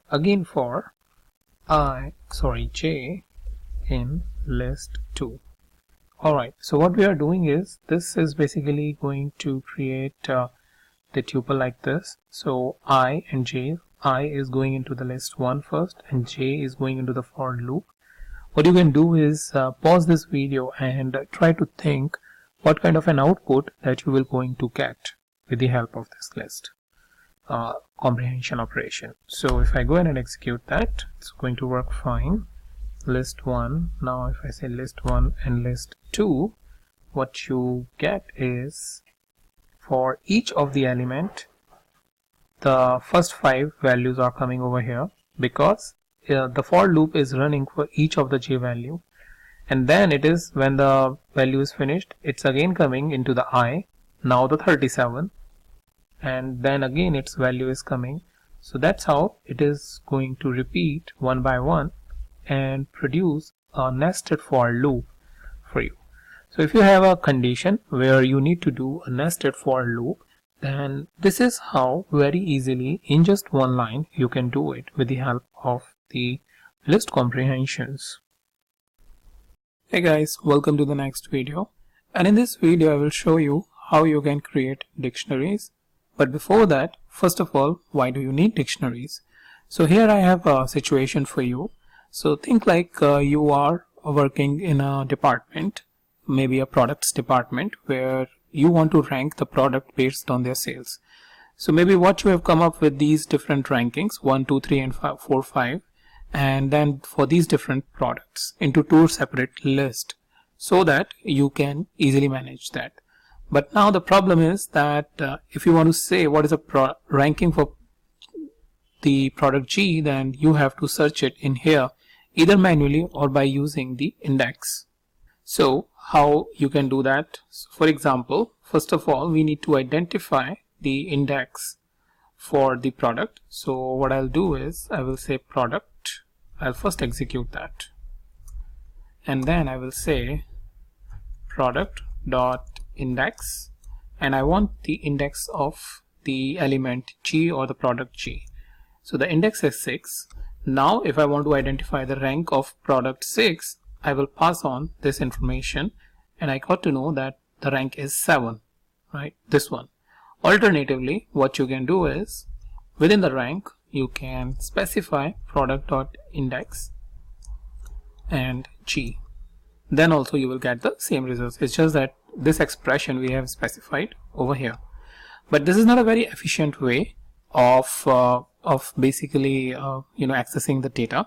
So to do it in a much better way, what we have got is the dictionaries. So what I'll do is I will call it rank underscore products to create a dictionary, and dictionary always have a surrounding curly braces, and it has a key and value. So key colon value, right? That's kind of a syntax I'm showing you. So key 1 value 1 comma key 2 colon value 2, so on and so forth. You will have a number of multiple values. So in this case our key is this product A1, so value is 1, product B the value is 2, C the value is 3, right? So we'll specify that. So I will just remove this first of all, and then I will just paste the information for few products. So here I have product A 1 ranking, product B 2 ranking, C, D, E. Similarly we can go ahead for others also, but just for an example I'm showing you little less products. Okay, so here I have the ranked products. So my list is created. What I can do, I can identify the type of rank underscore products, and you will see it is a type of DICT, which is dictionary. Now if I want, I can very easily say rank underscore products, and now I want to search for any products. Let's say for example you have even thousands of products there in the dictionary, then you can very easily get its respective value by specifying the key. So to specify the key, we'll just enter this A and shift enter. It will give me 1. Similarly, if I want, let's say for product E, I will get the ranking. So this is much efficient, clear, and a better way of accessing the data. So this does not end here only, because there are n number of usage of your dictionaries within the Python programming. So we will see in future videos about how we are efficiently using the code with the help of dictionaries and getting the good output. But in this video, mainly I wanted to show you how you can create and then access the list based on specifying the keys. Before I end, I can also show you a couple of things like rank underscore products. It has some associated methods. So if I press the dot, and you will find a lot of methods like clear, copy, fromkeys. So one thing I want to show you is keys, so that you can get all the keys. So keys are A, B, C, D. So if I enter, it will give me the dictionary keys. Similarly, if I want, I can get the values as well. So values is 1, 2, 3, 4. For maybe for some of the processing or information need, if you need, you have the option of identifying what are all the keys which are present and what are all the values which are present. Hi guys, welcome to the next video. And in this video I will show you how you can add new elements to the dictionary. So all the time you have a requirement that you add the new elements to the dictionary, and one of the very easy way to add an element is by manually specifying it. So first of all, let me execute this. And this is the, if you remember from previous video, this is the dictionary we created. So I'm creating it again here by just copying it from there. And rank underscore products, let's say there is another product after E, there is another product which is F, right? So I'll specify like this, and then I will specify its value. Let's say if it is the 6th rank. So if I press enter, nothing will happen, but a new key F is added over here in this dictionary with the value 6. Similarly, if I have a need rank underscore products, I can simply enter another any element and give the value as 7. So if I want, now I want rank underscore products, I want to see these newly added elements, products. So these are present over here. So A, B, C, D, E, F, and F is here and G is here with respective values. Right. After that, I'll just convert into a code. After that, what I want to show you is how you can do this entire operation in just one single line. So for that, what you can do is say rank underscore products and then use the update method. And within the update method, you need to specify the new keys and values and within curly braces. So after G, let's say the value comes H, and this is it, comma, I, and 9. Alright, after that, rank underscore products, I have H and I as well. So you have multiple ways to add the new elements to your existing dictionary and then make it more meaningful with the new and latest data. Hi guys, welcome to the next video, and in this video I will show you how you can update the values of a dictionary keys. So for example, when you move on to a next period, there is a greater chance that there is a change in the ranking of the products. So let's see how we can handle that here. So first of all, one of the very first option that we have is by specifying, let's say for product C, our ranking has changed to, let's say, 8, right? So let's go ahead and execute that. Rank underscore products. Alright, so now the rank, as you can see, for product C is changed to 8. Similarly, if you have a need, you can change the rank for any other product. Now let's say you get a combination of products for which you want to change it. Again, if you have seen the previous video, we will going to use the update function, which will help us updating the multiple values. So for example, over here, rank underscore products dot update, within that, within the curly bracket, specify the key and let's say it is moved to rank 10, and for product B it is moved to 11. Let's go ahead and execute this and say rank underscore products, and now the rank for A is 10, B is 11, for C we have changed it over here 8, D is 4, and E is 5. So this is a very simple and easy and straightforward way by which you can update the values of a dictionary. Hi there, welcome to the next video, and in this video I will show you how you can remove values from a dictionary. So what we have is the rank product. So if I go and execute this is what we have been using, so it's easy for you to understand the basics of dictionary. So here we're going to remove the particular key and value. So to do that, what we do is we use the delete function over here, say rank underscore products, and specify the key which we want to remove. So if I execute this, and now if I want rank underscore products, this is removed.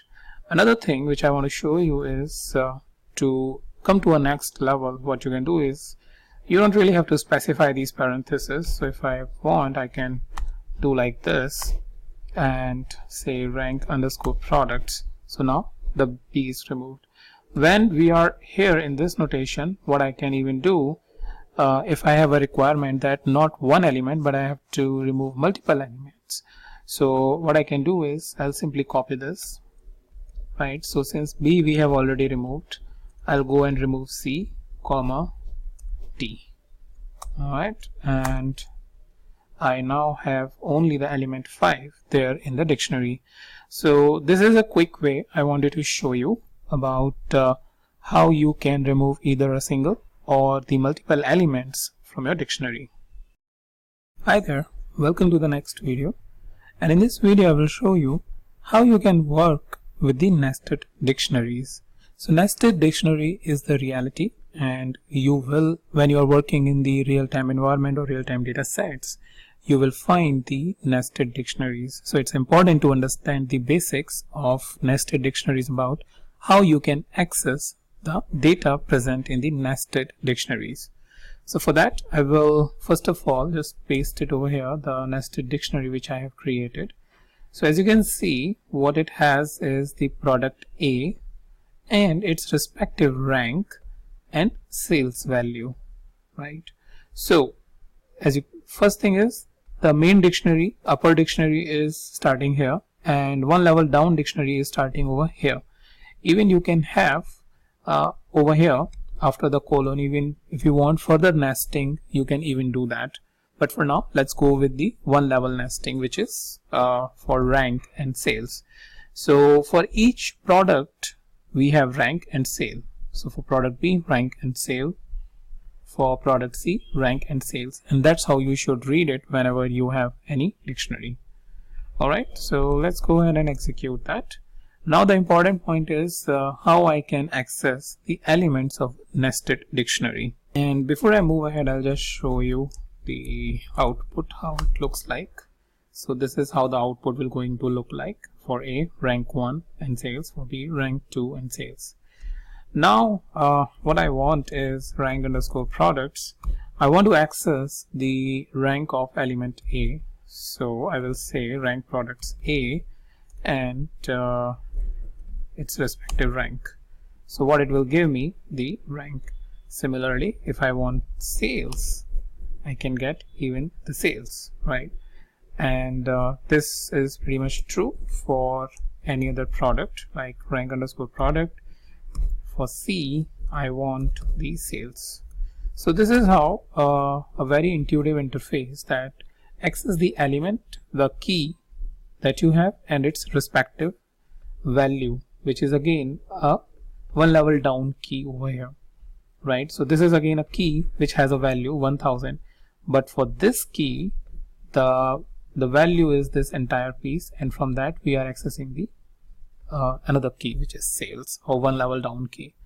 So this is how you can first of all understand the nested dictionaries and then access its elements out there in the front-end interface.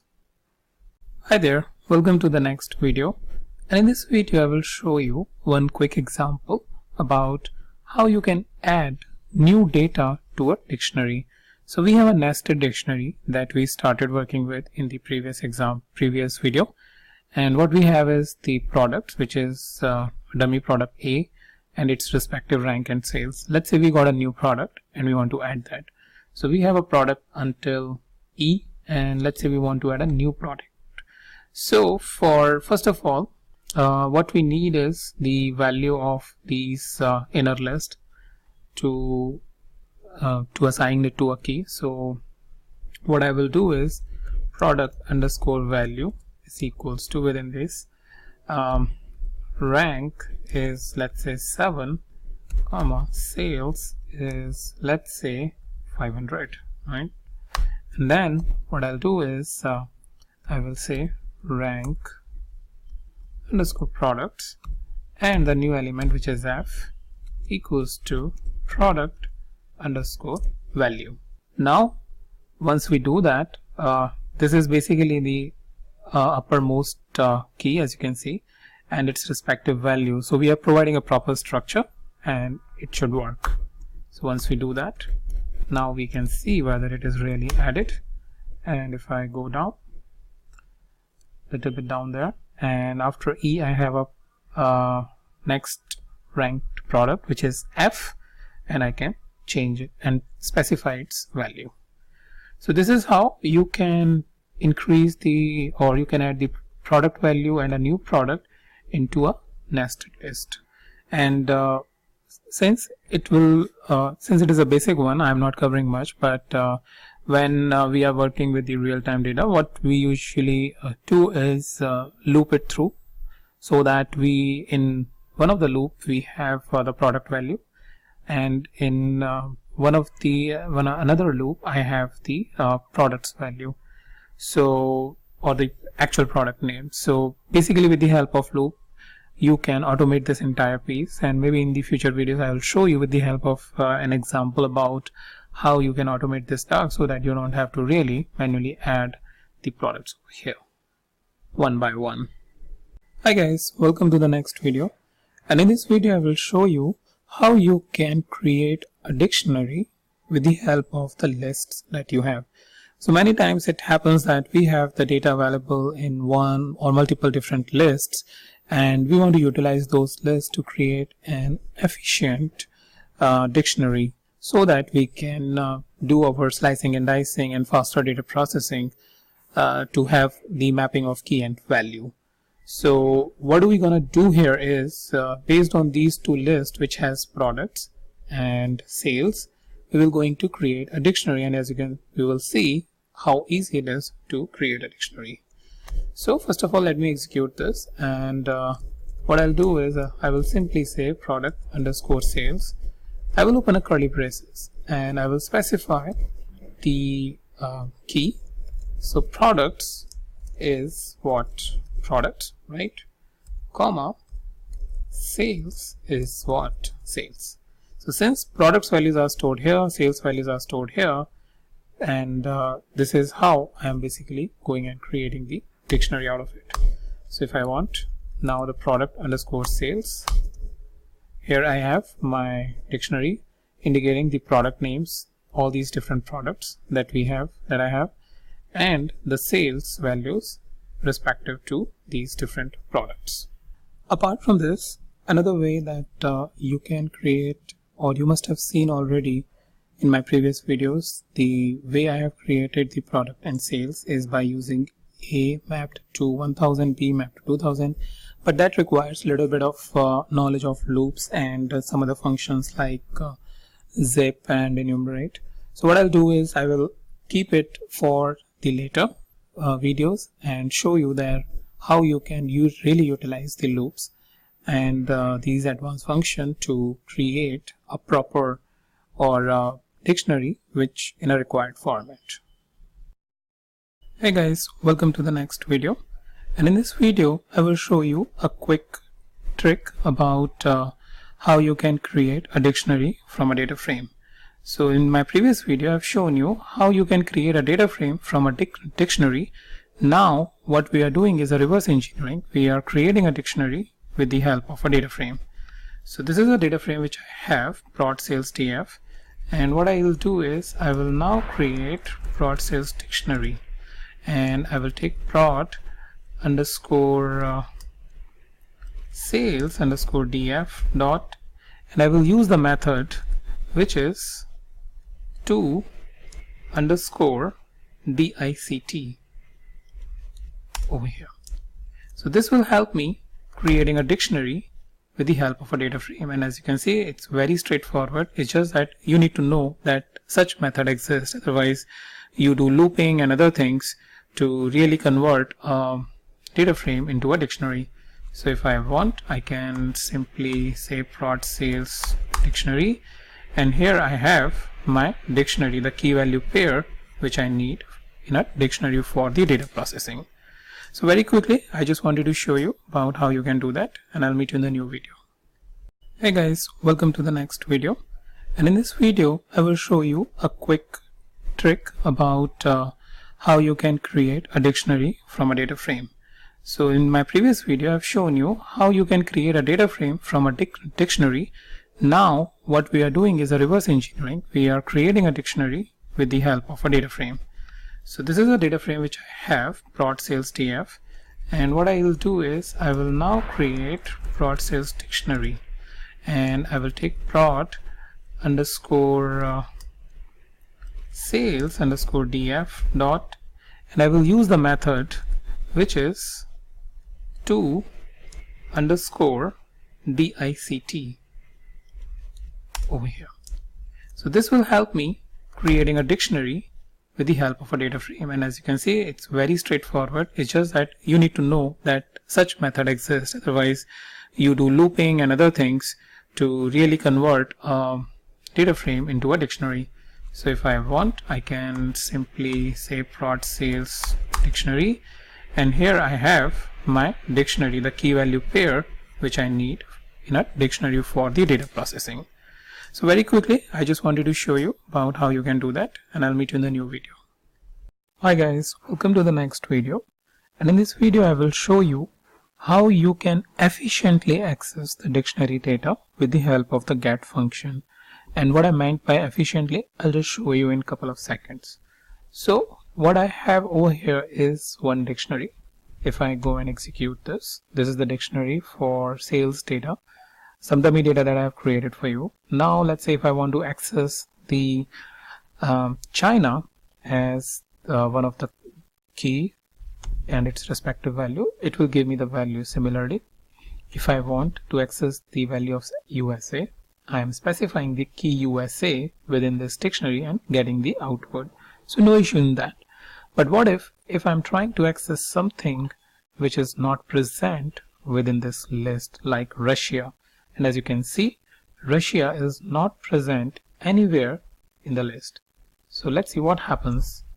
So as expected, it has given us the error, right? So that's where the get function becomes really handy. So for example, if I try to get the sales for USA, I am using get function and specifying USA as its key, like I was specifying directly over here within the sales and then the key. But when I'm trying to access the key Russia, which is not present within the dictionary, then let's see what it gives. Well, it did not give us any error. However, what we would really expect is some sort of an output. So what we can do is we can use the print statement or a print function to really see what it has returned. So it has returned none because it does not have Russia as a key. Now if we have a need that we don't want to get none but some other default value for all those keys which are not present in the list, then also we can use the another argument. So first argument is the key name, and then the second argument, which is a value we want to get when the key is not present. So it can be 0, it can be any text or any other value which is of your interest, indicating that this particular key is not present. So if I go in and execute, it will return 0. So earlier it has returned none, and now it has returned 0. So that is the main benefit of using the get function, that either we can get none or 0 or any other default value for all those keys which are not present. We can put it under some sort of a condition, like a if condition, where if we are looping through or if we are testing some sort of a condition, our program will not throw an error, though it will be handled efficiently for processing those keys which are present and showing some sort of a message or anything for those keys which are not present. So that's pretty much all I wanted to show you, and I'll meet you in the new video with a new topic. Hi there, welcome to the next video, and in this video I will show you a couple of different functions like pop item, del delete, and clear function, and their related actions on the dictionary. So all of these functions helps in one way or another to remove the elements from the dictionary, and I basically want to show you how each function returns the output so that you can use the relevant function as per your needs. Alright, so first of all, what we have is the sales. So let me go ahead and execute that. After that, what I'll do is I will use the del function to delete the, let's say, sales of India. Alright, once I do that, it should work fine, and if I see, I can use it like this. Also, you must be wondering that function should have a parenthesis. So in case if you want to do that, you can even use the parenthesis as well. But now here when I printed sales, the India has been removed. Similarly, if I want to remove China and now the parenthesis is on, it should not give us any issue. So Japan 700, and now the India and China both are removed. Okay, the next thing is pop method. So what we will do is we will use the sales.pop, and this time let's remove UK. Alright,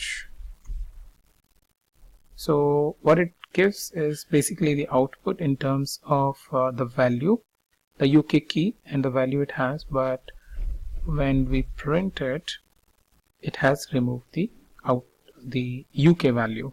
So whenever you are using pop method for that particular key, it returns the value but simultaneously remove the key as well, key and value both. Alright, after that, what I have is the pop item, which removes any arbitrary value or a key value from the dictionary. Pop item, and I will simply specify the sales. I'm sorry, it does not require any argument because sales is something which we already specified and it's the extension or method.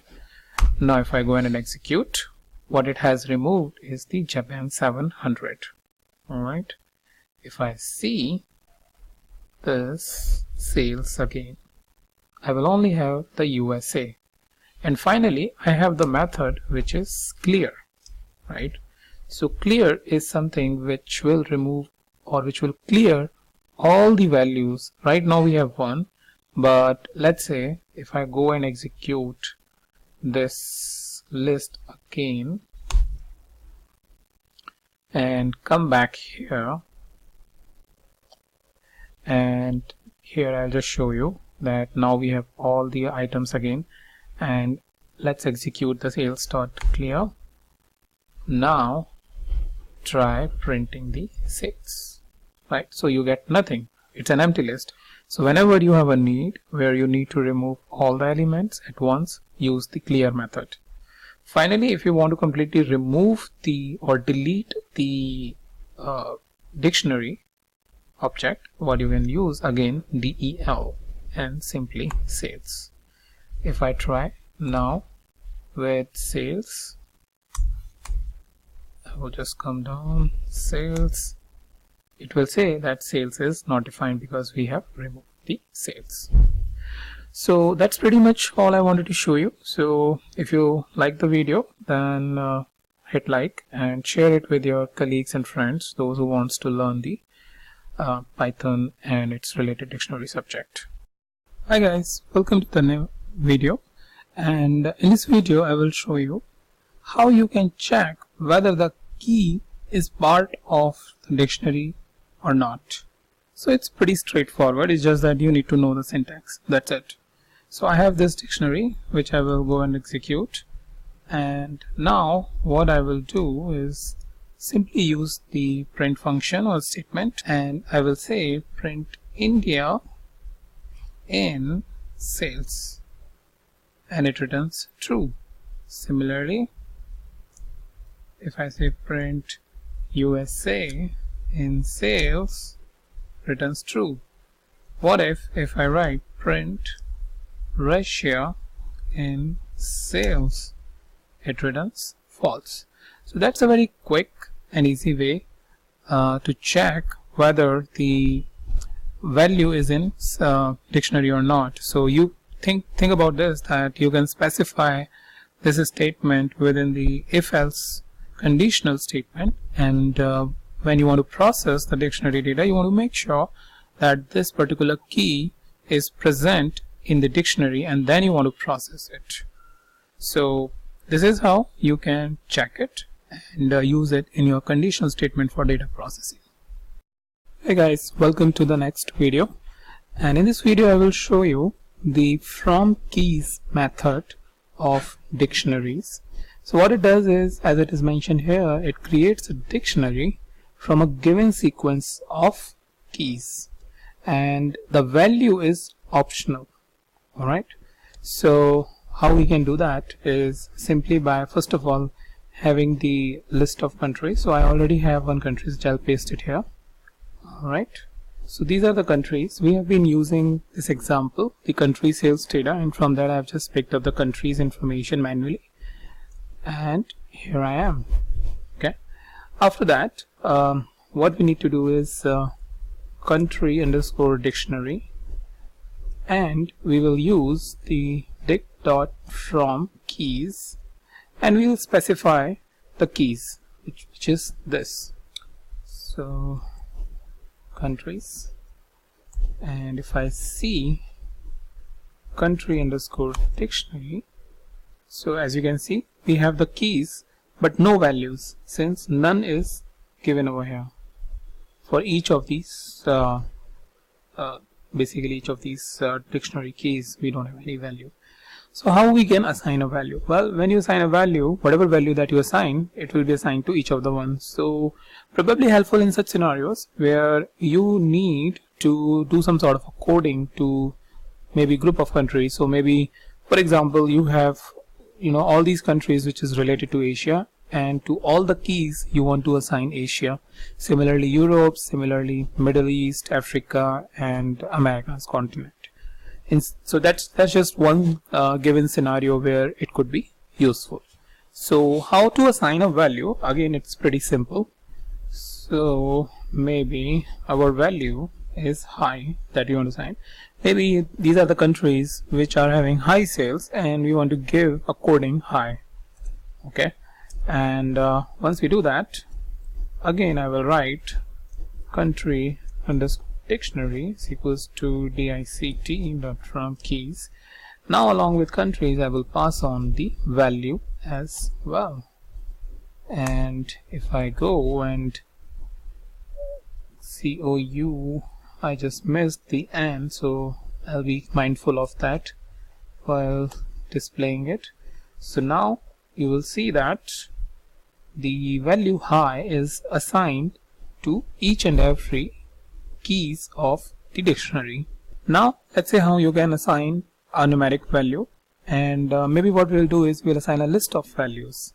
So I will come here and say value underscore list, and maybe I'm just giving some random values, 1 2 3 4 5, not random but sequence of values, but just for this example. So value list is this, and again I will say country underscore dictionary is equals to dict dot fromkeys, and I will say countries comma value underscore list. Execute that, and I will say country underscore dictionary. Now as you can see, I have the list of values to each of this key value. The best part is that if I want to do some sort of a list operation, like want to append the value, then I can do that. So how I can do that? Well, simply say value underscore list dot append the list that you created and 6. Now I will let me change it to quote country underscore dictionary, and now I have the 6th value as well. So that's quickly, I just wanted to show you the method of fromkeys basically, and then just wanted to extend it a little bit about the different types of values that you can assign to that dictionary where you have just the keys but no values. Hi there, welcome to the next video, and in this video I will show you how you can sort a dictionary with the help of the sorted method, and then we will look at how we can sort it with the help of by the keys and then by the values. So keys are pretty straightforward, but for values there is some tweak that you need to do. So first of all, let me execute this. Once I execute it, then what I'll do is I will simply say sort it and saves. Once I do that, it will give me all the key values. So China and then India and then Japan, UK and USA. If you will observe, this is sorted in the alphabetical order, right? So by default, this is how you sort the dictionary, or get the sorted dictionary keys. If I want, there is a method which is reverse, or the parameter which is reverse is equals to true, and in this case it is now true in the reversed in the reverse alphabetical order. After that, the main requirement is to have a sorting by the values, or get the values sorted. So for that, what we can do is we can import the operator. This is the one we need to import to get the values into the as part of the by parameter, or the parameter which accepts the value by which you should sort it. So import operator, and I will use sorted, and again I will use sorted into sorted sales, and then I will use the parameter which is key, and that's the key, right? Because it takes values by which you will sort the dictionary. So operator dot item getter and 1. If I execute this, what you will see that I am getting the UK, USA, Japan. So UK value is 900, right? And then USA value is 800, then Japan 700, then China 500. So as you can see, it is now sorted. The keys are now sorted in the descending order, the way we wanted, because mostly we want to sort it by values. Even sometimes we want to sort it by keys as well. So here I have shown you both the ways by which you can sort it. Also, it has the reverse the parameter, and that will reverse the. So now it is in ascending order. So that's how you can sort the keys of your dictionary to get the sorted output. Hi there, welcome to the next video, and in this video I will show you how you can iterate over each of the element within a dictionary, so that if you want to perform some sort of an operation on each of the element, like key its respective value, then you can do that. So let's follow our standard instruction we have followed so far.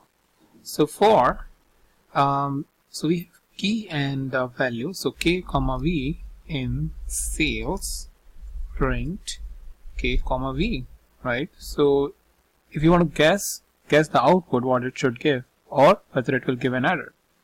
Well, if you have guessed it right, then it will give an error.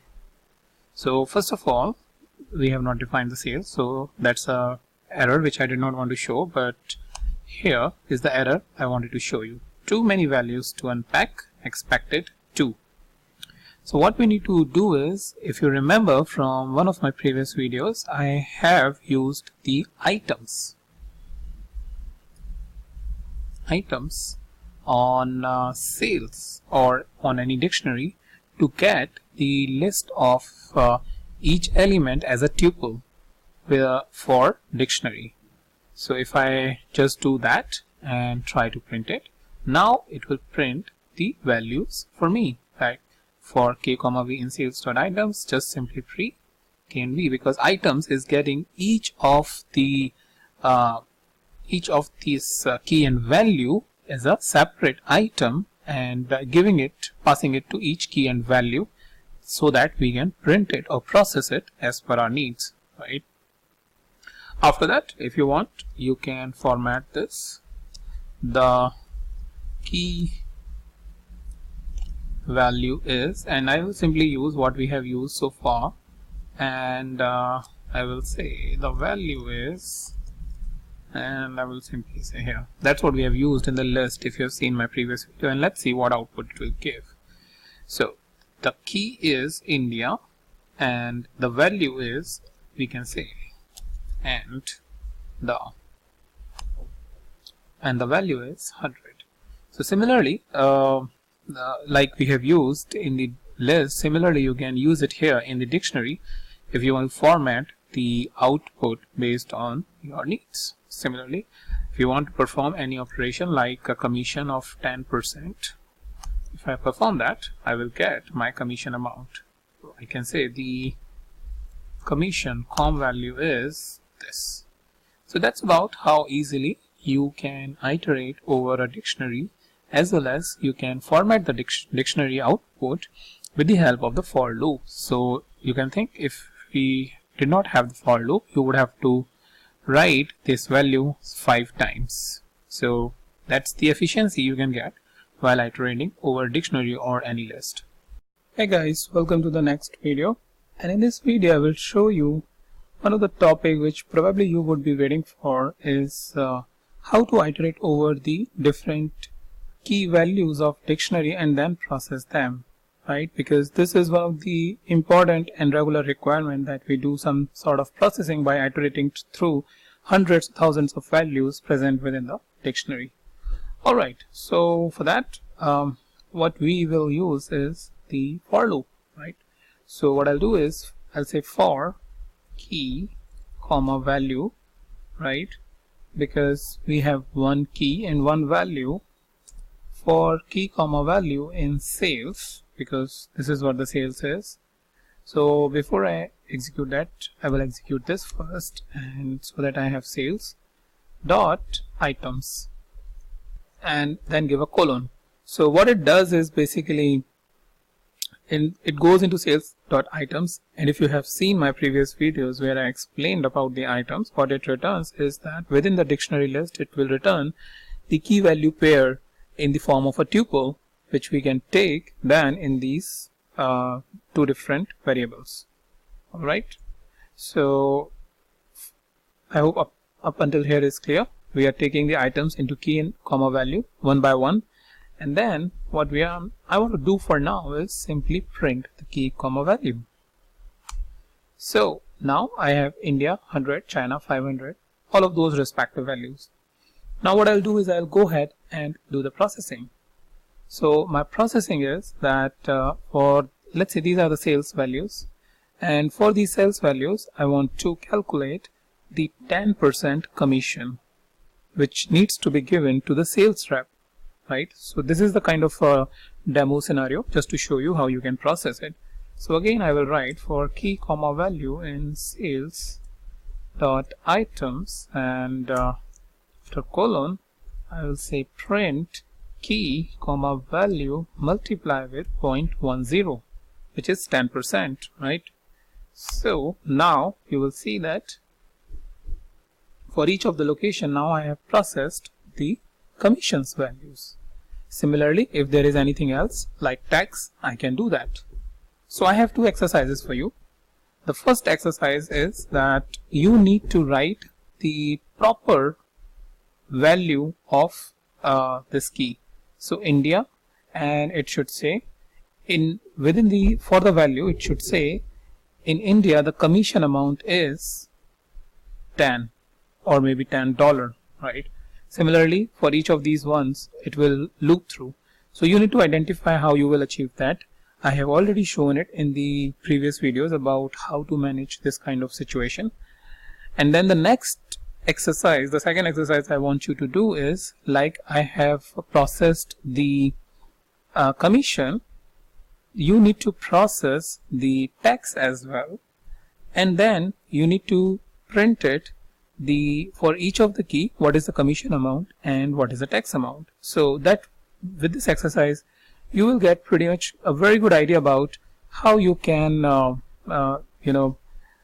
calculate or do the data processing for each of the dictionary items or key value pairs. Hey guys, welcome to the next video, and in this video I will show you how you can use the conditional statement like if else for processing of value.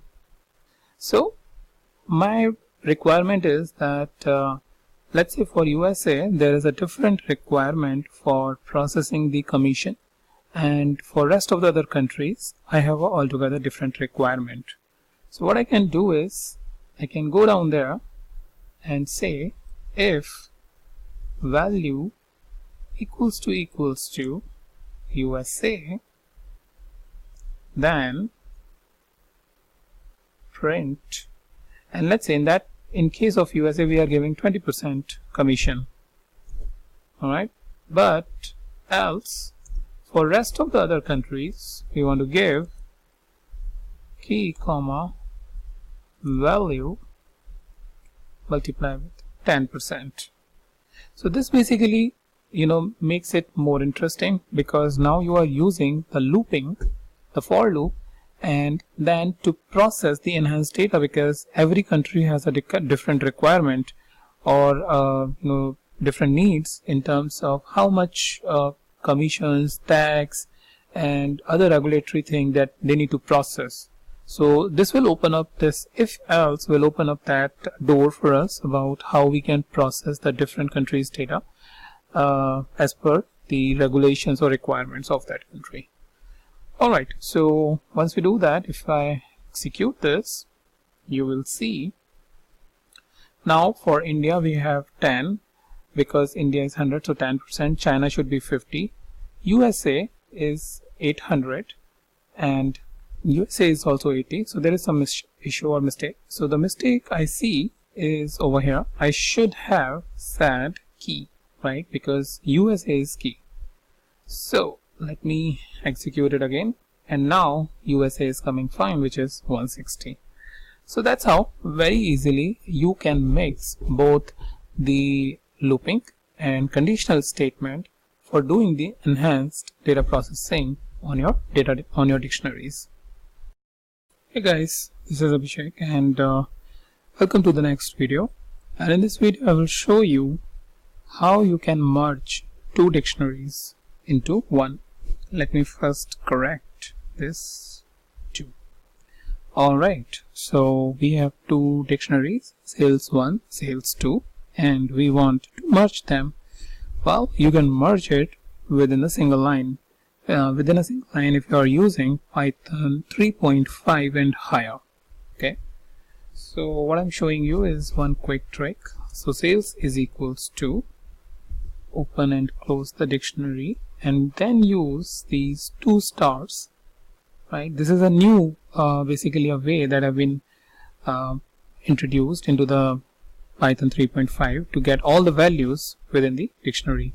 So sales 1 and then star sales 2, as well as at other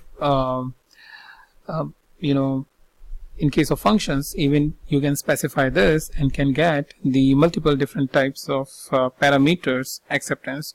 So I would recommend that you read about the new Python documentation, which is 3.5, about this to get the more idea. But what it is doing is it is getting all the list of values over here, and then within that dictionary we are combining it into a 1. Alright, sales 1 and 2 does not exist. I'll just execute. It should exist now. Sales, I have the dictionary combined into 1. Okay, after that, if you are not using Python 3.5, then what you need to do? So first of all, you will say sales is equals to sale1 dot sales 1 dot copy to create a copy of it, and then you will say sales dot update sales 2. Once you do that, see the sales. So that's the method for those guys who are using the lower version of Python 3.5, and you will see I have the values from both the lists. So that's how you can concatenate or merge two different lists into one. Hi there, welcome to the next video, and in this video I will show you the setDefault method. So what it does is basically set the default value for a key. If it is, let's say, not present here, that it will add it, and add the default value for it. So what I'm gonna do is, first of all, I'll show you let's say for an existing key, if we try to change a value with the help of setDefault. So maybe in case of Japan, what I can do is I can say try to set the default value. So it will change it only when it is missing, right? So in this case it should not change. So my key is Japan and my value is 1000, right? But if I say sales, alright, let me that.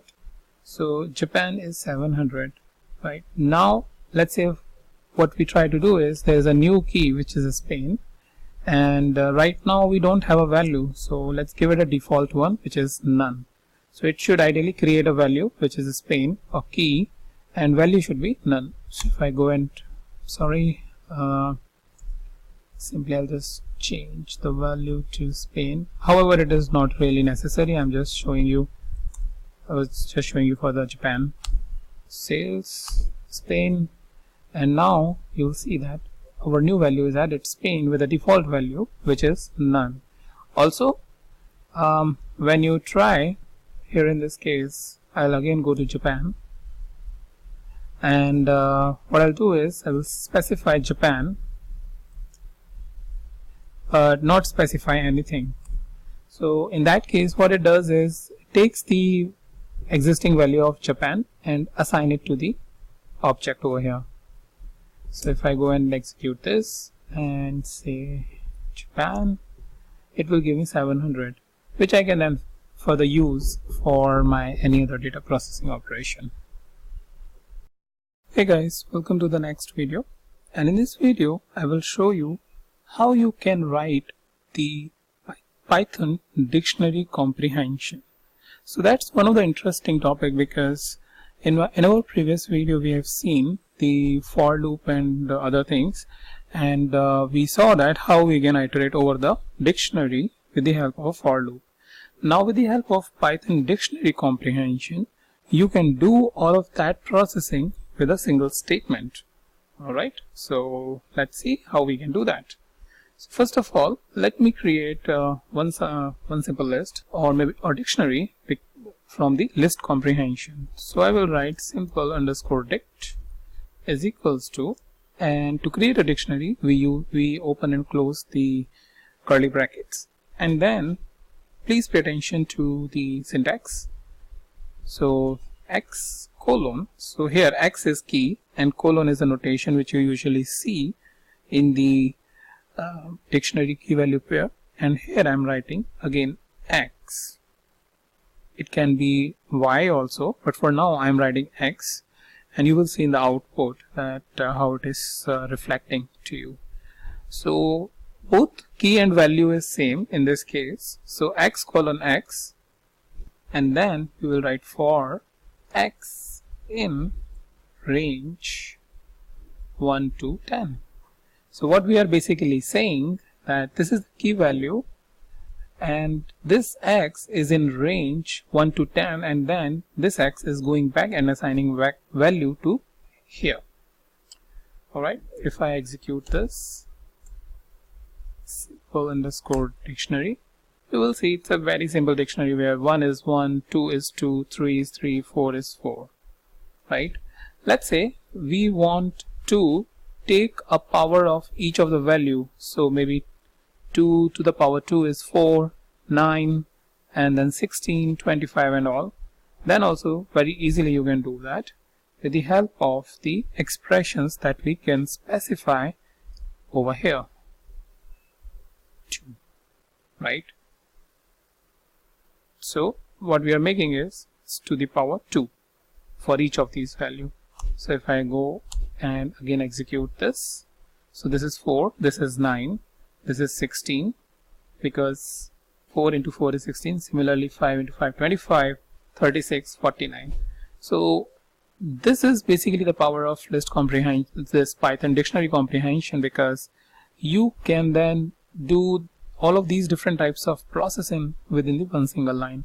Now, since it is powerful, sometimes it is confusing as well for other developers or maybe the new developers.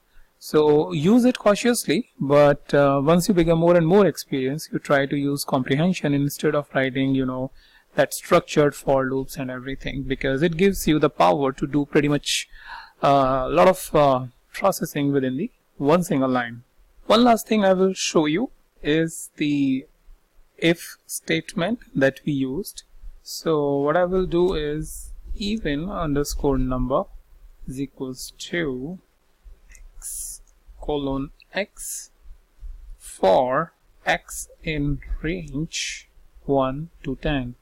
Right? It's very similar to our first statement where we did not have this power. So now after we have specified it, we can write if x percentage 2 equals to 0. That means if the remainder, when you divide any value, right, by 2, so 1 divided by 2 equals to 0, no, so that value will not be counted. But 2 divided by 2 equals the remainder will be 0, yes, so 2 will come. Similarly 4 will come, 6 will come, 8 will come, because they will not be leaving any remainder, and that will calculate our even value. So if I execute that and even underscore num, if I write it, what you get is the 2, 4, 6 and 8. So now with this I will stop here, and you can do an exercise of identifying the odd numbers. Just a slight change in this comprehension dictionary comprehension statement, and you can get the odd number as well. Think about it. Hey guys, welcome to the next video, and in this video I will show you some little bit of real life example. Like you have India data, India, China, USA, all of that key values that we have been using and their respective sales value. And with the help of list comprehension, the dictionary comprehension, we will create the commissions dictionary out of it, right? So what I'll do is I will write commissions, open and close curly brackets, and for creation of commission, we need to apply the calculation. In the previous video, I have shown you a basic example of how you apply calculations within the dictionary comprehensions. So what I'll do is I will write x colon y for x colon comma y in sales, right? So what it is doing, x is key is coming here, and y is value is coming here for each of these. Now on y I need to apply the calculation, which is 0.10. So now what it will do, it will take each value within the sales in key and value pair, give the key to x since x is here, give the y value to y over here, and finally the y will be processed with the 10% of commissions. So if I go ahead and execute, alright, too many value to unpack. Let me first of all execute this again. and again execute this. So it is giving us an error, and I just suspected that I have not used the items. So if you remember from my for loop discussion, we need to use the sales.items, otherwise it is returning all the dictionaries. So that's why when I saw too many values, just checked this and suspected the function is missing. So items is the one which we need to use. Now it is okay, and I will go ahead and write it. So now I have a new dictionary from the existing dictionary, which is China. Now as part of the exercise, what you can do is first create a separate dictionary which is tax, right? Based on applying the calculation that 2% tax is you need to give on the entire sales amount, as a hypothetical example. And then after you have created a separate one, then create another dictionary which is tax underscore commission, where within the one single statement calculate both the commission as well as tax, and then print it within the dictionary. And this will help you to achieve even the one level above requirement when you have to apply the multiple calculation, then how you will going to use it using created using dictionary comprehension, and then within an output as a new dictionary. Hi there, welcome to the next video, and in this video I will show you how you can use the lambda on dictionary along with the map function to get all of the list of the keys as well as values.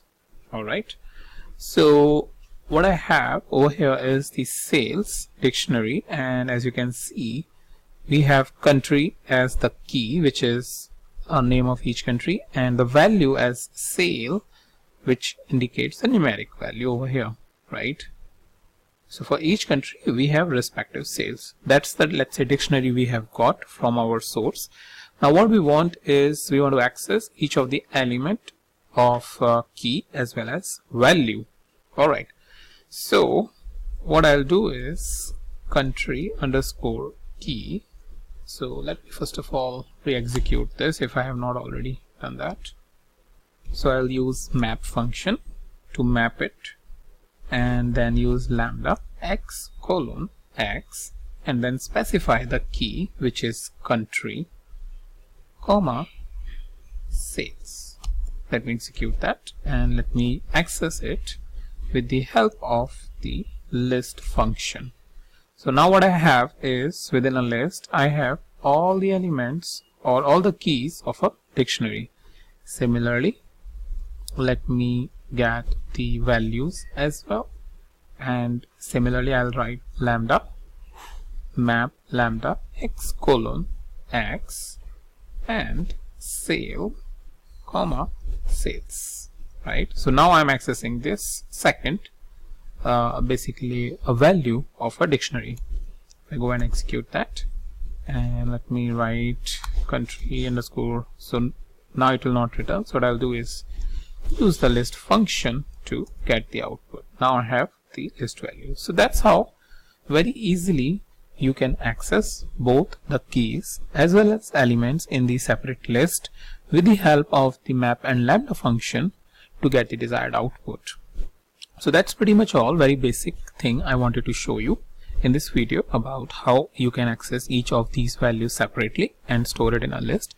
And I'll meet you in the next video with some more examples. Hey guys, welcome to the next video, and in this video I will show you how you can apply the lambda function on a nested list. So here I have the score, or let's say I call it scores, and this is a score for the multiple student numbers, student 1, 2, 3, 4, 5, their average attendance, which is 35, 32, 33, 30, 33 and 37, and then finally their number, which is 80, 75, 82, 75 and 60. And our idea is that if a student has got above average attendance, which is 35, greater than or equals to 35, then add 2 more marks into their existing marks, otherwise subtract 2 marks, right? So with the help of this scenario, I will show you how you can access the elements of a nested list.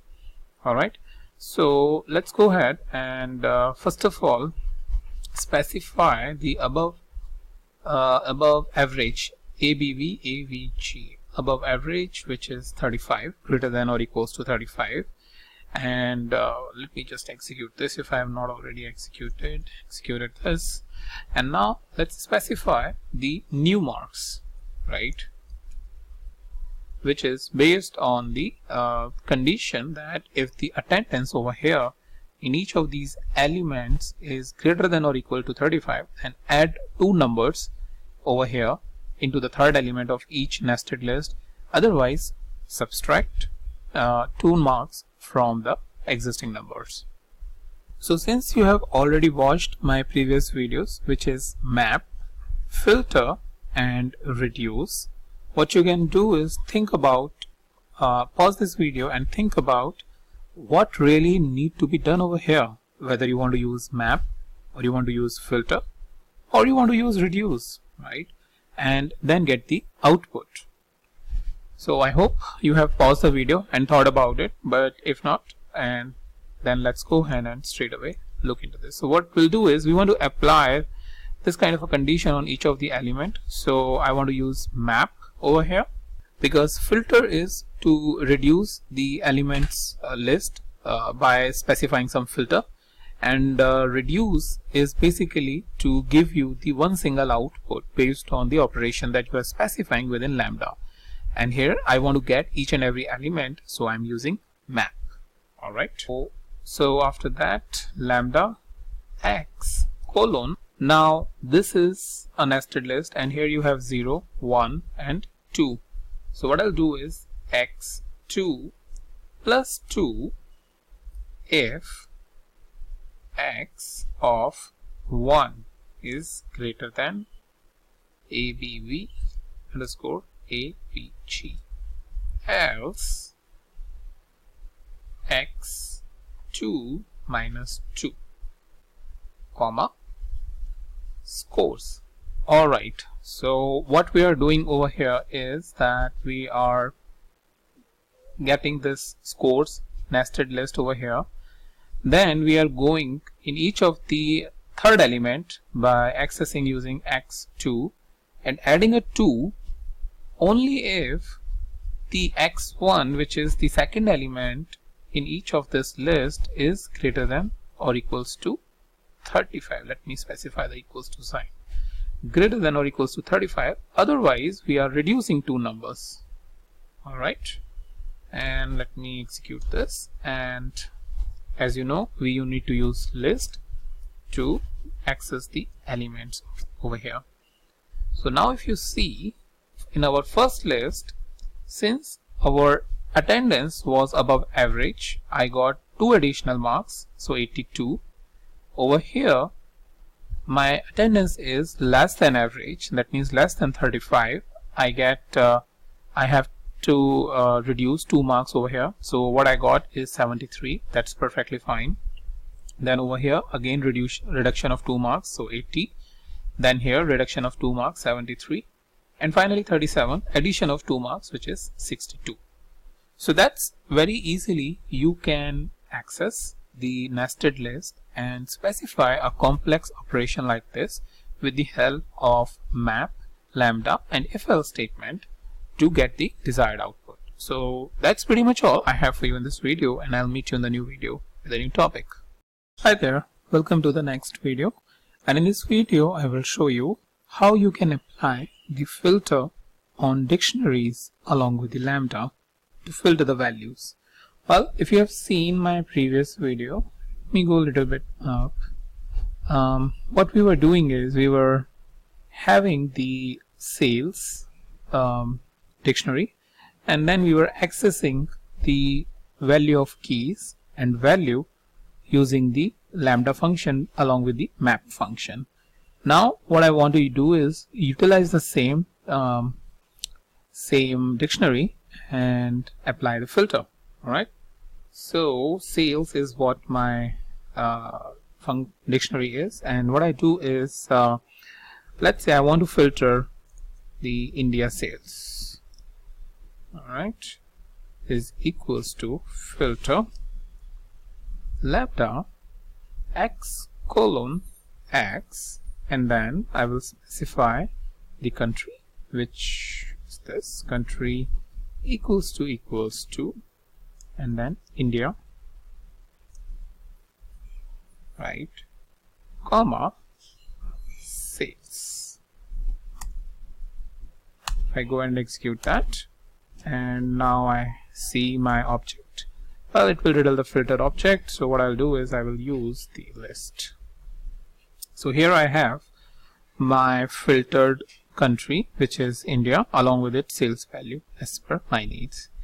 Now let's say you do not want this, or you have other requirement that you want to access only those values which are above 200, that means high sales. So high underscore sales is equals to filter and lambda x colon x, sale is your value greater than 200 comma sales.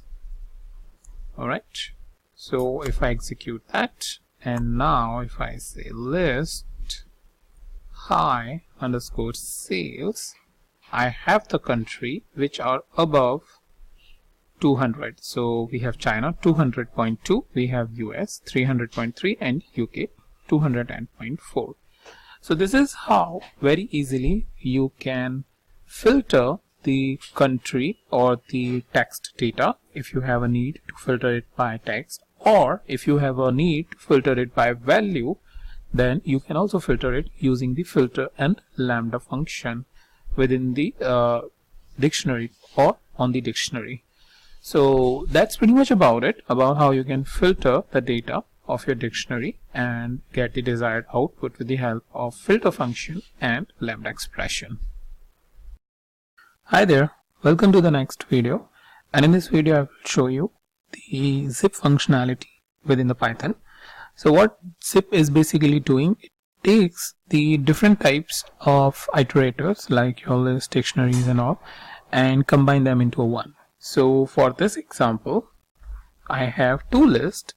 List 1 is A, B, C, D and E, very simple one, and list 2 is 1, 2, 3, 4, 5. So we have like 5 elements in both of these lists, but that's not a requirement, and I'll show you in a couple of minutes about that also. So what I'll do is I'll just go ahead and execute it. Now my two lists have been created. What I'll do is I will create a new list called zip list, and I will do zip list 1 comma list 2 and execute that. Now if I try to print this object, what it will say that list zip at some memory location, but if I want to print its values, I will say list and then execute it. And now you will see that it's a tuple where it has combined each of these elements into one tuple and created a with the help of a zip, created a zip list. So this is a basic example of how the list can be done. Now what I'll do is I will simply copy this again, and what I will do in this case, I will just remove two elements, list 1 and list 2. I again create. This is just to demonstrate that it's not a requirement that you should have the same number of elements. Alright, now if I again use the list parameter, and within that say zip underscore list, what I will have is the 3 elements, and that is basically based on the list which is having the last number of elements, and accordingly that zip will going to modify the list which has the bigger number of elements. So this is basically an output that you can expect in case there is a differentiation between the number of elements within a list. Now after that what we can do is a reverse, which is unzipping a list. So what I'll do is I will say list1 comma list2 is equals to zip, and I will then use star to unzip it, zip underscore list. So what we are doing here is we are taking zip underscore list. This is the one that we zipped it earlier, and this was the output, and now we are taking this each of this output and storing it in their individual list. Suppose, let's say that's your requirement, that you want to unzip a list, so you will execute that. So we get not enough values to unpack. Alright, I think what I need to do is need to create a new one, list underscore 1, list underscore 2, and now execute it. Alright, so if I understand it now correctly, it's not actually related to the new object, but what it is basically saying expected to got 0, and it may be because we have used the elements over here, and what I'll do if I try to execute it again, what I get is nothing, and that's why probably it is saying got 0. So what I'll do is I'll execute this again. I will not execute this to print out or use the zipped list, but here I will say the unzipping, and now if I see list underscore 1, I get ABC, and list underscore 2, I get 1, 2, 3. So that's the idea. You may get similar sort of an error, and if you get it, then this is how you need to remove it and get your list unzipped. So this is about how you can zip it, the different types of iterators, and unzip it using the star and then providing the zipped list to get your default values. And that's pretty much about it about zip in this tutorial, and I'll meet you in the new video, the new topic. Hi there. Welcome to the next video, and in this video I will show you the zip functionality within the Python. So what zip is basically doing, it takes the different types of iterators like your list, dictionaries and all, and combine them into a one. So for this example, I have two lists. List 1 is A, B, C, D and E, a very simple one, and list 2 is 1, 2, 3, 4, 5. So we have like 5 elements in both of these lists, but that's not a requirement, and I'll show you in a couple of minutes about that also.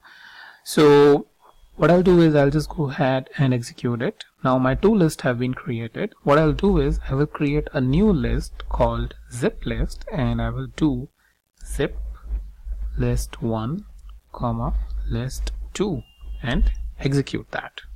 Now if I try to print this object, what it will say that list zip at some memory location, but if I want to print its values, I will say list and then execute it.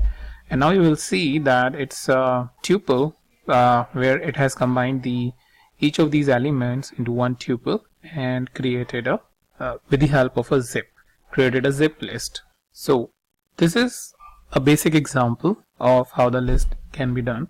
Now what I'll do is I will simply copy this again, and what I will do in this case, I will just remove two elements, list 1 and list 2. I again create. This is just to demonstrate that it's not a requirement that you should have the same number of elements. Alright, now if I again use the list parameter, and within that say zip underscore list, what I will have is the 3 elements, and that is basically based on the list which is having the last number of elements, and accordingly that zip will going to modify the list which has the bigger number of elements. So this is basically an output that you can expect in case there is a differentiation between the number of elements within a list.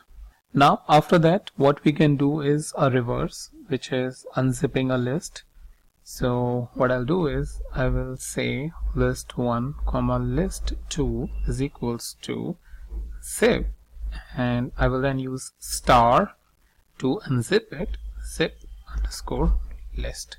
So what we are doing here is we are taking zip underscore list. This is the one that we zipped it earlier, and this was the output, and now we are taking this each of this output and storing it in their individual list. Suppose, let's say that's your requirement, that you want to unzip a list, so you will execute that. So we get a not enough values to unpack. Alright, I think what I need to do is need to create a new one, list underscore 1, list underscore 2, and now execute it. Alright, so if I understand it now correctly, it's not actually related to the new object, but what it is basically saying expected to got 0, and it may be because we have used the elements over here, and what I'll do if I try to execute it again, what I get is nothing, and that's why probably it is saying got 0. So what I'll do is I'll execute this again. I will not execute this to print out or use the zipped list, but here I will say the unzipping, and now if I see list underscore 1, I get ABC, and list underscore 2, I get 1, 2, 3. So that's the idea. You may get similar sort of an error, and if you get it, then this is how you need to remove it and get your list unzipped. So this is about how you can zip it, the different types of iterators, and unzip it using the star and then providing the zipped list to get your default values. And that's pretty much about it about zip in this tutorial, and I'll meet you in the new video, the new topic.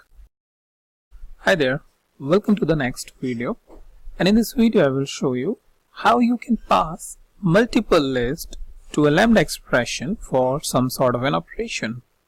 Alright, so here I have two lists. Let me execute that, and it is list 1 with some values, list 2 with some values, and what I want to do is I simply want to add it up just for this example so that you can understand how you can process the multiple list within the lambda expressions. Alright, so before I move ahead, what I really like to do is I would like to give you a hint that I want to use the map, and within the map function I want to use lambda to add this thing up. Now I really want you to pause this video and think about it, how you can really do it. I would really like you to give a try and then watch ahead my video which shows a solution. Alright, so I hope you must have got the desired output, but if you have struggled, then let's see this.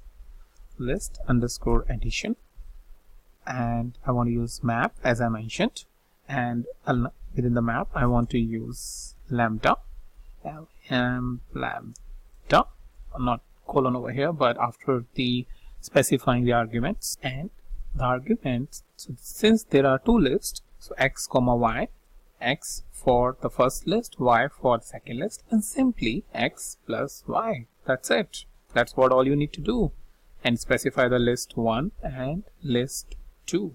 Similarly, if you have further more lists and want to apply some sort of multiple complex operation, just extend it, right?